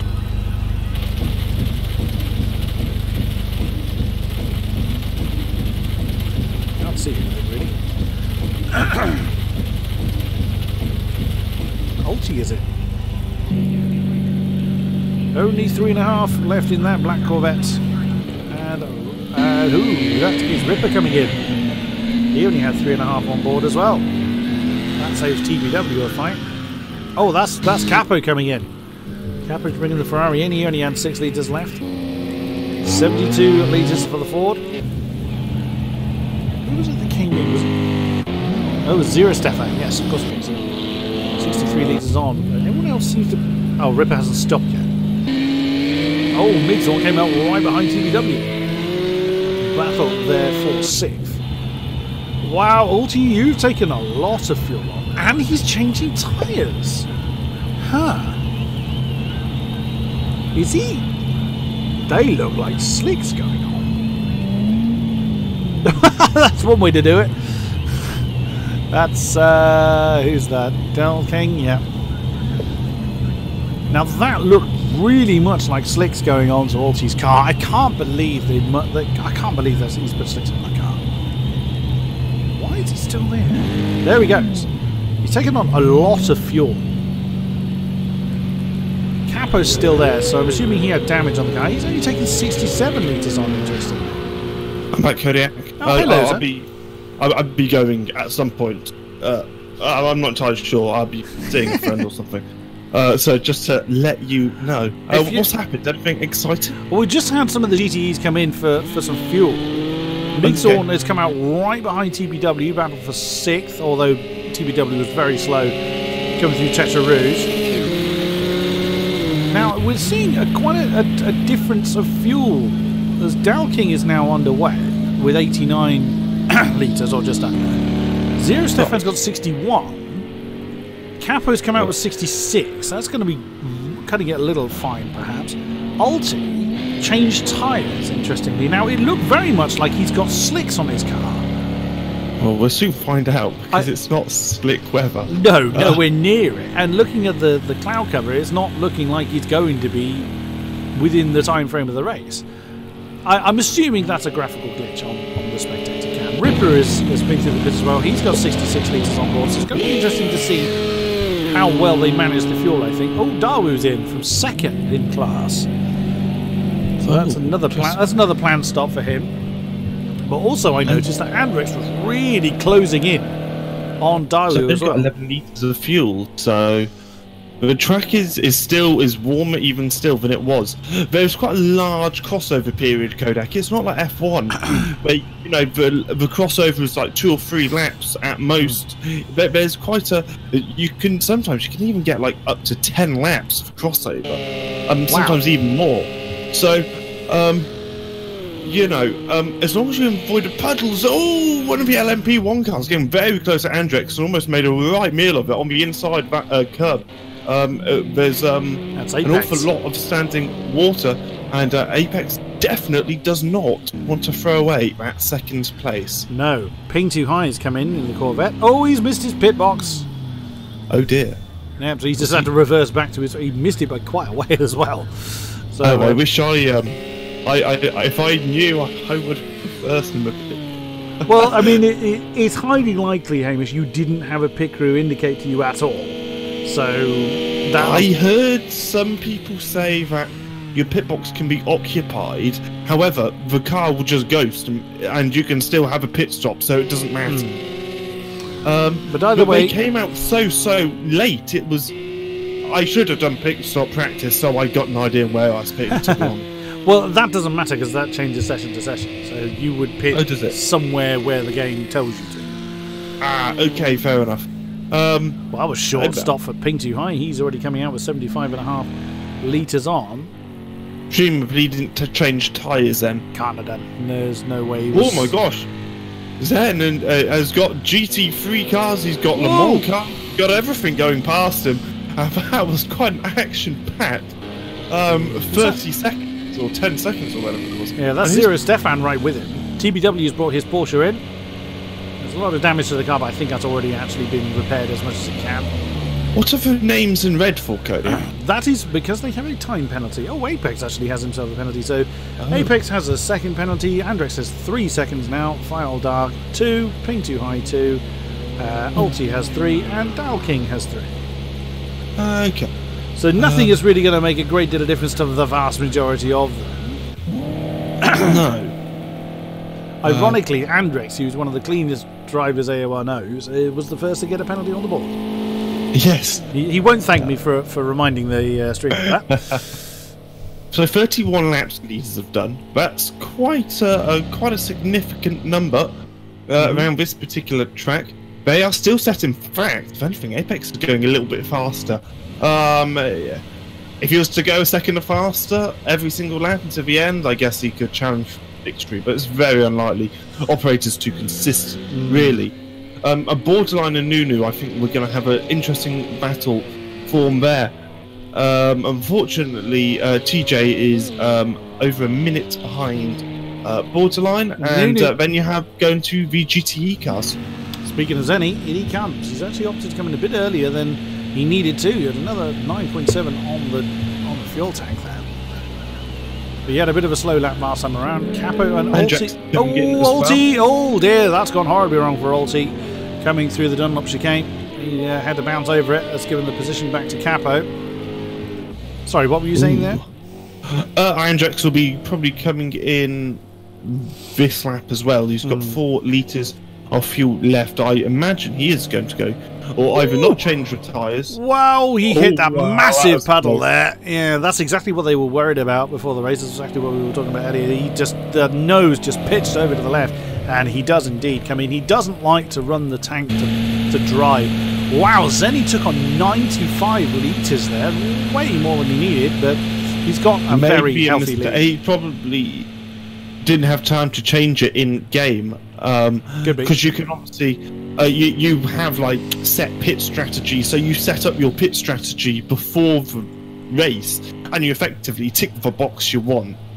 So potentially just got, and that looks like wet compound tyres, slicks going on, but it was also slicks coming off, so that is obviously just a bit of a graphical bug. Andrex is getting fueled up. I wonder how much fuel he'll put in. He'll know exactly what to put in, I would have thought. Let's have a look, they're still working on that BMW, presumably not fixing any damage. And away he goes. And it's 70 litres. So I suppose Zenny wasn't too far off 90 litres. They would have wasted a little bit of time, but it wasn't horrific, I suppose. Darby returns to second in class. That's what I was also interested to see. Now, I think it was around 4 or 5 seconds when Daru came in. And it's about 4 seconds again. So, but Andrix was definitely the quicker of the pair, but Daru is 6 litres lighter. So, side by side coming into the Mulsanne. That is Ulti diving on the inside of Capo, but it's gone a little bit deep with the Ferrari. He can't capitalise on that. Stayed in the slipstream. We have just over 30 minutes, we've got 31 minutes remaining of this race. The Ferrari getting the slipstream on Ulti, then this is for 9th in class. They'll race for whatever honours they can get hold of, and fair play to them. Nunu's brought his car in to the pits as well. That's very close. The Ferrari slotting back behind the Corvette, and that battle could well be done for now. How much fuel did Nunu have? He had 11 litres on, so he could have gone on a bit further. Borderline then going through into 3rd. And Ulti then retains that 9th place. Now fuel, I'm assuming Nunu's got 40 litres, not quite a full tank. So Borderline's got 23.9. He might have to do a bit of a splash and dash towards the end. We'll see how that transpires. So what have they got left? Give up, say 9 laps. Yeah, so Borderline can do 6 laps if he's conservative with his. He'll have to come in again. Like a splash and dash, like you say. Unfortunately, that's sometimes how it falls. You kind of it just so happens that you might not think saving 0.1 of a litre a lap is going to be much or whatever it might be. But if you're saving 0.1 of a litre, that's an extra lap of fuel at the end. So, if you do a little bit of fuel saving, to save fuel, what I was doing, I was lifting off at 200 metres in both Mulsanne straights and braking at 100. And that, 100 metres where you're not using up fuel. So, and short shifting, but then just using the push to pass to, or the curves even, to, to save fuel that way. So there are quite a few things you can do in these cars to save a lot of fuel. Another thing, of course, slipstream. Stay behind the car you're racing for a while, and that'll help an awful lot. I tell you what has happened. The rain has nearly stopped and the sun's out. So potentially, Borderline might have played somewhat of a master stroke. But he'll never make the fuel last. He won't make the fuel last, but he'll have to come to the pits anyway for dry tyres, so it might not really affect him. Yeah, good point. At the moment, New is probably going to pass. Probably going to pass him in the pit. But it all depends, because if they're on, unless he's gone for slicks now, which would be a gamble, but you never know. He looks. I think the track will dry out quickly. And the track has just shot up in temperature. It's now 90 Fahrenheit, which has got to be 30 odd degrees centigrade. In that region of about 30 degrees centigrade. So it's still first tracked. It's getting there, but there's still a lot of puddles. New. Cool. That was a little bit hairy coming through Mulsanne. You really don't want to spin at this point. Last half an hour is the worst time because you're so close to the end of a race. These guys have been driving for 2 hours. Yeah, so. well over that because they got the qualifying as well. So it's 2 hours of racing, absolutely. but another half an hour of qualifying. Well, 15 minutes. 15 minutes of quality, then 15 minutes waiting, then into the race. So they've been going well over 2 hours by the stage. So fatigue is going to start becoming a real problem. And Nunu, I wonder whether Nunu has actually gone for the slicks, because he's starting to really kind of wander off the road in quite a few places. And there he goes again. Now, if he's gone to slicks now, he was pulled up absolute blinder, but he's going to have to be very, very careful. Yeah, absolutely. I think he's closing that gap. It's so difficult to find out what tyre he is on. But yeah, I'll keep an eye on that Kodiak. Is he? Well, that was. I mean, if he's on slicks, he was very brave coming into the Porsche curves. Wow. I mean, I'd be very surprised. I'd be terrified doing that on dry tyres in the wet. That's not a challenge I'm going to do. I'll tell you that much. Yeah. Oh, Daru's in trouble. Daru's had a major problem coming just before Tetraroos. He's just lost that second position to Andrex. Oh no, what the leader's going to do? They've got 5 laps of fuel each. So, are they pitting for wets or dry tyres? 5 litres, not 5 laps. 5, yeah, sorry, yeah. Yeah, that laps. you did. No, surely they're going to go into dries. Because the rain has actually stopped. Or yes, New is damaged. You would have thought so. New isn't losing time to the leaders, but then Norva's borderline. So it's staying at. It was coming up as New only had 5 litres on board. So what's he done? Dump his fuel tank? Oh, he's wandered off the road. But he's trying to come past one of the blue Corvettes. So that probably threw him offline. Gosh, 6 minutes behind the leaders. Wow. That's a lot. Yeah, but that's endurance racing for you. Yeah, very much so. I mean, the top 2 guys are so quick. Whoa! What is operator was all over the place with. I don't know what he was. I don't know where he got very squirrely coming out of that chicane, but it looked like he was really all over the place for a brief moment there. Unless his tyres are just completely dead. But the rain has stopped. The spray is getting noticeably lighter. But that is going to be very hard on slick tyres at the moment. But it's all dependent on how quickly those puddles disappear. You will notice wet tyres get very hot in dry condition. I mean, but the conditions don't look particularly dry. You know, the drivers are really struggling is when they're so far offline. But look at all the standing water if you're still with operators. Look at all the standing water at the end of them all sound straight. So that would be very difficult in dry compact tyres. But he's got no choice. He's got to come in now. He does not have enough fuel to do it unless... I don't think even if he tried to emulate your amazing heroics and to get round on 2 litres, I don't even think he'd manage that. He's just gone down to 2 litres, so he's got absolutely no chance. I started the lap with 2.3 litres, and I was going formation lap speed basically. Well, you had no choice, and you were so close. My heart goes out to you, Amos. It really does. You were so close. You were pit lane entry. I was so gutted when I could, I was like, oh. But like you say, you started on 2.3 litres. He's on 2.4 now, so he couldn't do it. Yeah. So, well, I mean, we will. Well, find out what tyres he goes on to. I mean, I'd say he can gamble because he's got this huge gap to borderline, but he hasn't got the gap to Apex. So if Apex makes the right decision here, he could very much jump. But Apex has got to come in as well.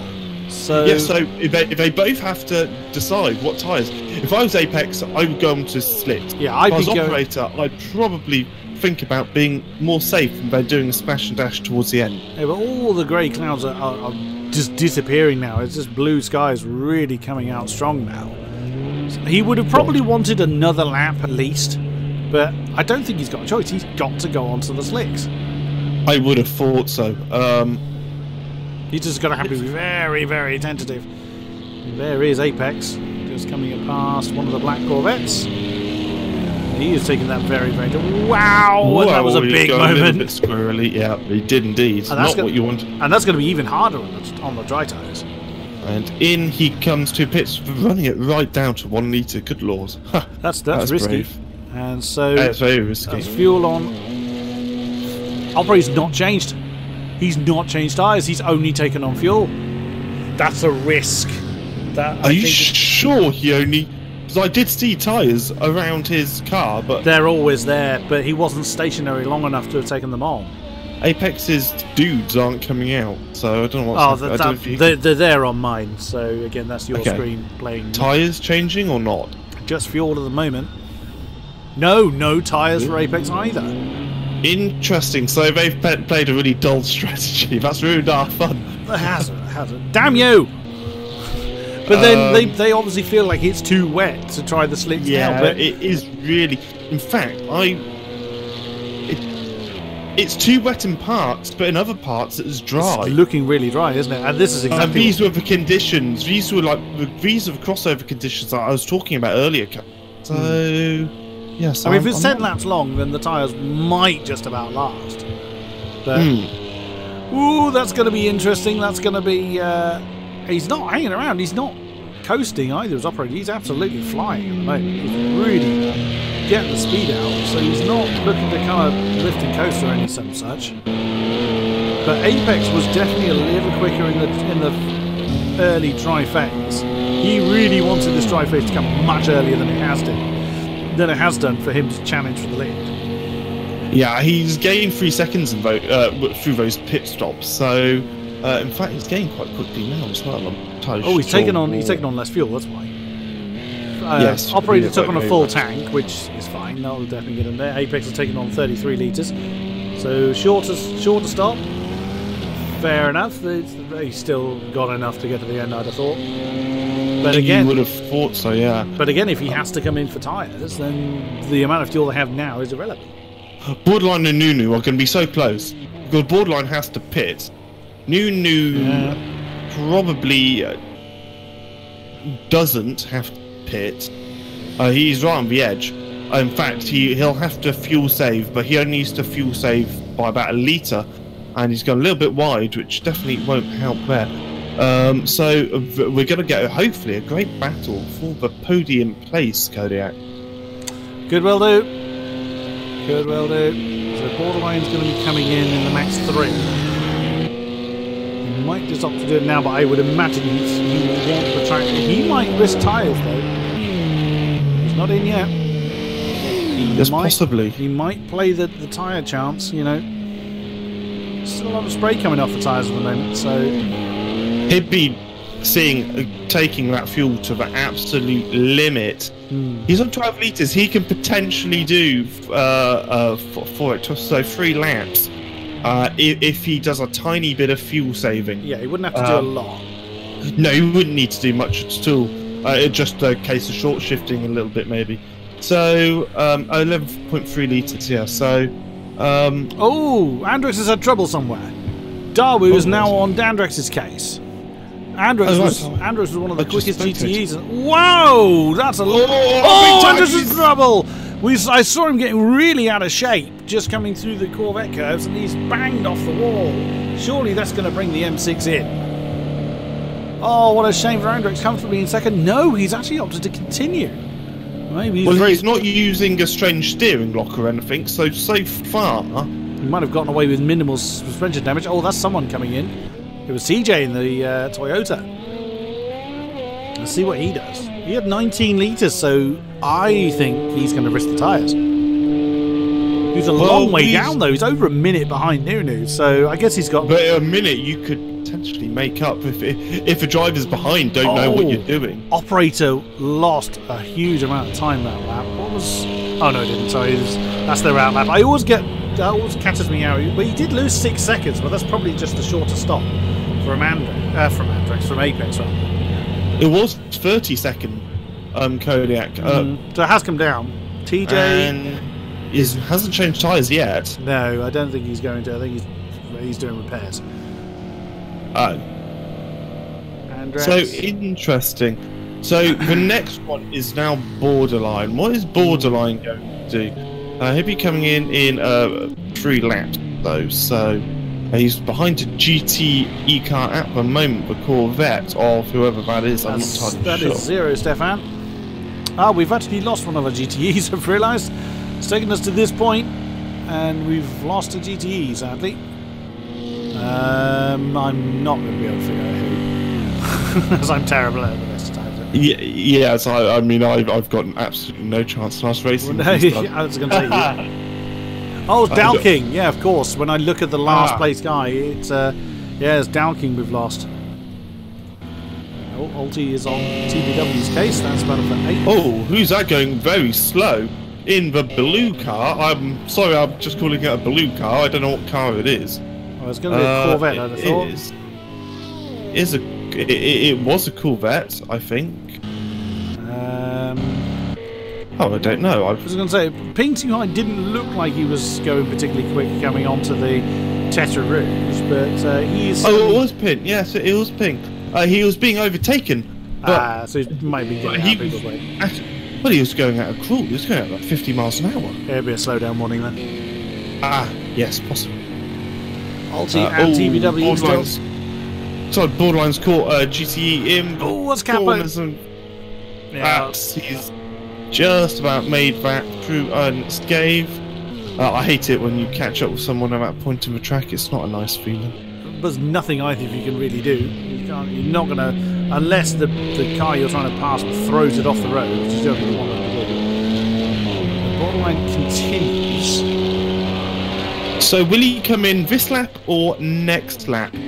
He doesn't do any fuel saving because he's used exactly 4 litres up until this point. So he's going to have to do all the fuel saving he can. Whoa! Alti! Sorry, Hamish. Alti would nearly ran into the back of TBW. TBW looked like he was being a little cautious, or Alti was being a little too quick coming through Tete Rouge and slid off the road. They're now on the Hanadier.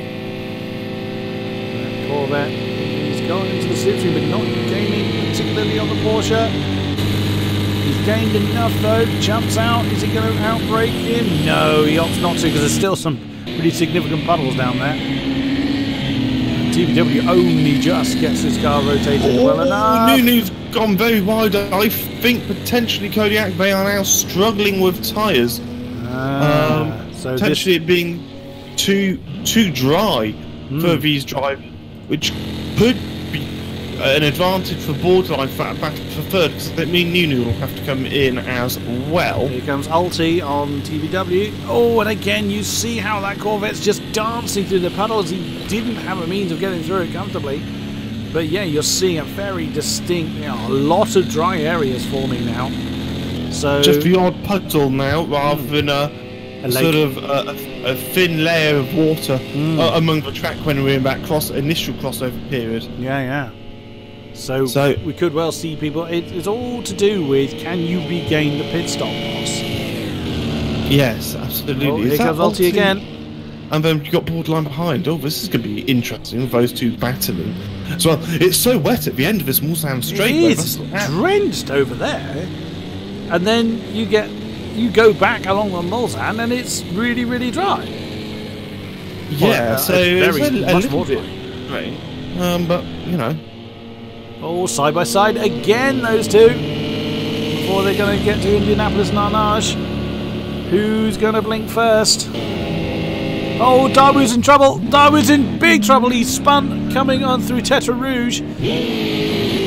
Oh, TBW just manages to take the apex. And he's maintained that 8th position, but he's gone deep into Indianapolis.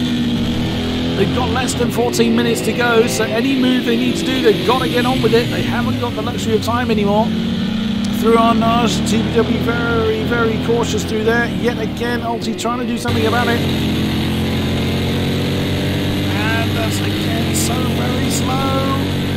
Alti now jumps out, TBW runs into the grass. And that was enough to just lose. It cost Alti that little bit of momentum.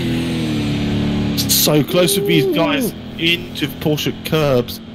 Borderline is coming into the pits. I would think any second now. I don't think he's been fuel saving because he knows he's coming into the pits. Does he? Yes, he does. So, is he changing tyres? I wonder whether he'll risk it. Borderline's made a horrendous pit entry. He span and went on.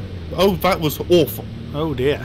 He span and went into the grass and then had to do a U-turn into the pit. Oh no! This is going to cost him so much time, and Alti still pushing that Porsche through the Ford chicanes. Now has again a look on the outside as they come into the Dunlop curve. Oh, the inside of the Dunlop curve, but he's going to have the outside for the chicane. Oh, last of the late breakers, there goes the Porsche. Can he slow it down? He hasn't changed tyres. Same tyres for Borderline. So Nunu has gone past. That one mistake from Borderline has cost him that potential podium. As TJ, I changed tyres. Sorry, Kodiak. I think TJ did change tyres because he's so slow. He's he? so... Well, I don't know, he was just very slow through that one section, but I mean, his previous lap was a 5-minute lap time, so... Oh, he had a lot of damage to deal with, so Borderline comes back out on track. He's 12 seconds behind Nunu. It's going to take a mistake, really, from Nunu to gain that time in the remaining... Oh, we have lost a GTE! Who did we lose? Ulti! Oh no! He just got past EBW! Oh, what a shame for Ulti. He's had a issue of some description, unless he threw it in the wall. The point that we were looking away. Corvette is having that amazing battle. Coming up behind EBW, that is race leader operator. Looks like then the rain didn't stop early enough for anyone to contemplate going on to the slicks. So, bit of a shame from Borderline. I mean, I would like to see him be a little bit more risky and possibly gamble, even though there are a few wet patches, because it is definitely dry enough for slicks. And considering he's coming into pits anyway, you know, it is just a little bit of a shame to not see him take that risk, because he wasn't under particular pressure from TJ anyway.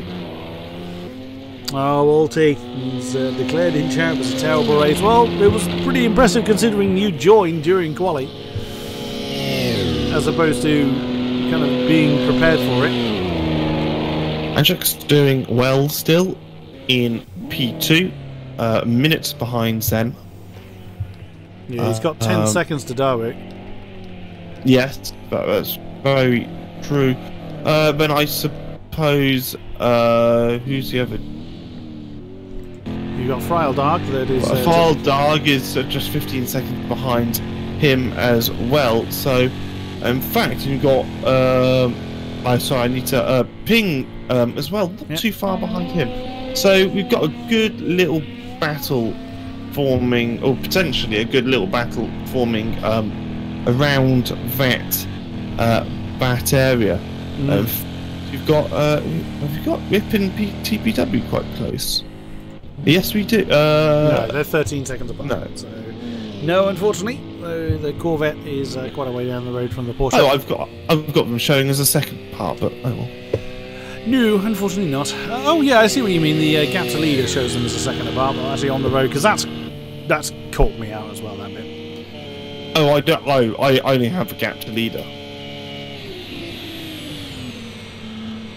So, TBW is just coming into the Porsche curves now. He's now 12 seconds, or 12.5 seconds behind the Ripper, and 22 seconds ahead of the Capo. Let's see see how the operator's doing on those tyres. We have got under 9 minutes to go. 3:25.9, so he's not really suffering any, but it's just bone dry there. There's no water anywhere on that particular section. Oh, that's actually Nunu. He's coming up to lap again. I mean, you can, if you're on the dry tyres, you could be, you know, potentially not actually. You could be setting 3-minute 22s at least, I would have thought at the moment. It doesn't look like anyone's taken that gamble, so, and I don't think anyone's going to now, because it will cost you a minute in the pit lane. Yes. So, yeah, you know, you're absolutely right, Kodiak. Yeah. But only thing that might happen is the tyres might get so hot they are pretty much forced to come in. Could do. TJ lapping some of the back markers as well. Solid Racing P5, he's been going a little bit quicker than Borderline recently. TJ, yep. You are definitely on slicks, because he just had nothing in that. So he's either on completely dead wet, or, as we think, he's actually gone onto the slicks. And this is where he is struggling so badly. And then it's the case of trying to bring the tyres back up to temperature as well. If we can get an... in fact, I will try and have a look, see if there's a way I can see what tyre he is on, Kodiak. We certainly can't hear the comments. So. It look... In fact, that's weird. It looks like he's on wets. He could well be, but he could well just burnt them to nothing. Only if you go to roof cam, you can actually see the tyre you're on because there's that like little. He's off! He's hit the wall. Oh, he's toast. Yeah, I think he's just. And now he's gone backwards and smacked into the other barrier. So he's maybe he's trying to balance the damage on the front with damage on the back. But well, it's like old people in car parks. They're just crashing in fast. I'm sure TJ Gamer will love you for that one. Eventually just making more and more space around him. Apex is doing well. He's actually closing in on Operator, but it won't be enough unless Operator makes one horrific mistake. And you have to say, he's been so consistent, it's unlikely. Yeah, absolutely. 25 seconds in 6 minutes is a pretty hefty gap to try and make up. Even Apex has still got his windscreen wiper going. That's fairly pointless because there is no one in front of you and not going to be for a while. Look at the map. Oh, well, to be fair, he might be using T-Cam, so you wouldn't notice. Oh, good point. Yeah, he might be up there. So that is true. But yeah, he's got, I assume GTEs he's coming up to. Does he come through Anage? I'm afraid, Kodiak, I've got the call to shoot off. Right, you are, sir. Thank you very much for joining me. It's been great having you in the box. Having me. It was a great race. Well, it was. The quality of these drivers are phenomenal. Thanks for everyone who's spectated the live stream and supported AOR and these drivers as well. It really is fantastic to see the support. And I will be back soon enough. In probably with Kodiak in F1. If not, I'll be in another racing event soon enough. As the Rallycross events, which were they were good fun, weren't they, Kodiak? Oh, they were. So yes, see you very shortly. Thank you very much, Hamish, and we will see you again soon. Oh, Apex is going to catch up to the back of Migzorn. Ooh, that's very risky. There's no point doing that. I mean, it gets you past earlier, kind of, but you are costing both of them time. The lap times are not showing any sign of difficulty for our top two. TJ just now has quite a bit of damage on the car. He's topping out at 184. He's struggling to get up to the double ton, which is where the LMP1 should be. So that's a whole heap of struggle for TJ. Online is nearly 17 seconds down from Nunu, so with 4.5 minutes to go, it's looking set to continue like that. Operator now with 30 seconds or 31 seconds to the good. He has nothing particularly to worry about. Sticking with our GTEs, Zenny is nearly a minute ahead of Andrex. Absolutely phenomenal pace from the Porsche. Slight rearranging of the front, as you can see, that hasn't cost him anything. Andrex, after Darwoo's earlier problem. Whoa, Andrex goes for a very late Apex there, but assuming he's still running the wets. On he goes. Continuing on his merry way. There he is, Daru. That's how much time he lost due to that one issue. Oh, that's TJ, I think. Whoa, yes. TJ's gamble, he's got to be on slicks. Even dead wets wouldn't behave like that.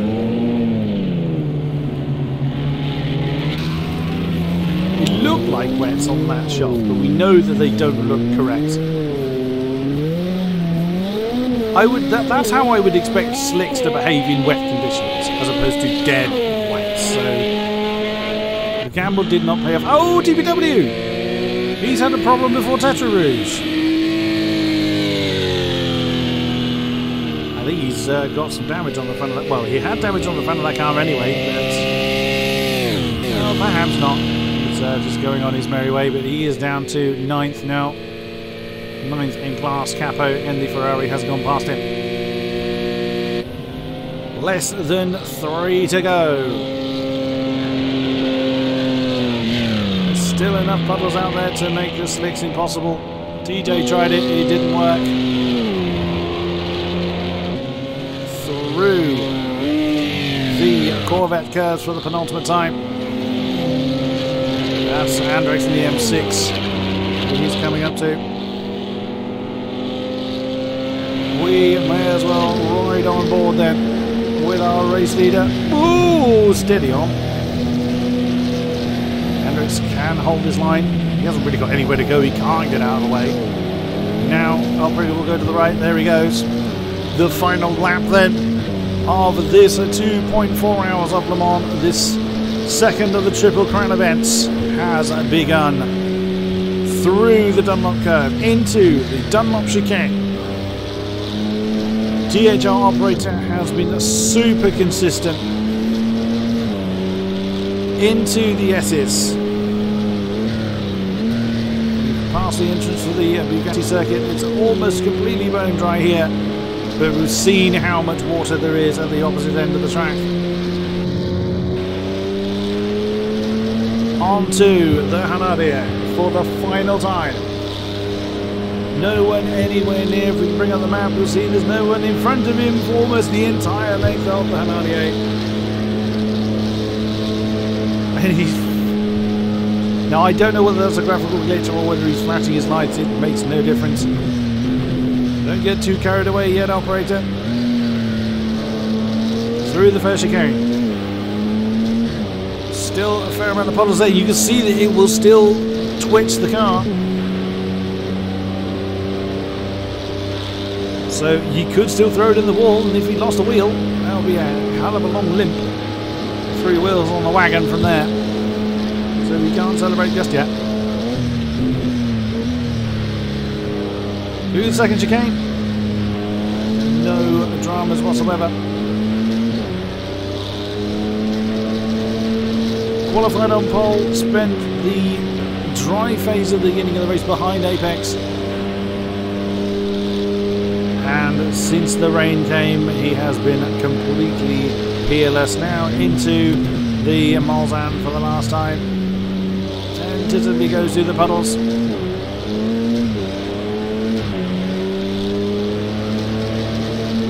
Charging on towards Indianapolis Nanage. Absolutely brilliant performance by all of our drivers, to be fair. If you made it this far into this kind of race, you deserve a great round of applause and a great deal of respect. Through Indianapolis, over to the left for Arnage. Sun did not come anywhere near early enough for Apex. He clearly had the pace over operator. I say clearly had the pace. He certainly had a couple of seconds a lap in. Well, I'm trying to remember now, so long ago. It was a good few tenths he had in hand over operator. It would seem in the dry phase as they now enter the Porsche curves for the final time. But it is absolutely well and truly deserved, this victory. I mean, he could lose. He could pretty much just turn the engine off and coast at this point, although that did Hamish no good when he ran out of fuel. But here it is then, into the 4 chicanes. Your winner here at Le Mans for the 2.4-hour Triple Crown event. It is the Audi of THR operator. Wonderful, wonderful stuff. Where is Zenny? He's actually just missed the flag, so he will have to carry on. Second place is going to go to the next Audi. Oh, steady. You can still throw it into the wall. That's not Nunu. That's Nunu, who's had a very big argument with something. Brings the rest, what remains of his car back home. There's Borderline. There he is. Where's Apex? Apex is just coming over the line. Second place to AOR Apex. Nunu has already crossed the line. There is Borderline crawling over the line in 4th. Valiant effort, sir. There is TJ. That looks like Andrex that's crossing over the line. The BMW, yes it is. He will take 2nd from qualifying in 10th. Or towards the tail end of the grid. He will be very happy with that, I am sure. There's TJ. He's crossed the line. Darwo in 3rd. Had the potential for 2nd. But sadly, one too many mistakes cost him that podium spot. Final Dag, rather. A great effort for him. Here comes the next Corvette, ping too high. Through the 4 gears. Oh, lovely bit of tail wagging there. 5th place to the blue Corvette. Where is Zenny? He's got a Corvette right behind him. sure what happened to Zenny there. Oh, he might have a slow down warning. Next one to cross the line is Mixon. The irony is, if Zenny had slowed down by about 20 seconds, he would have already been deemed to have finished, but that is the nature of the beast.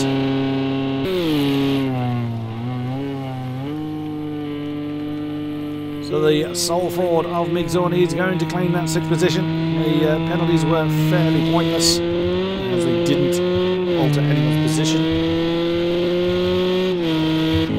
What could have been for the Ripper, though?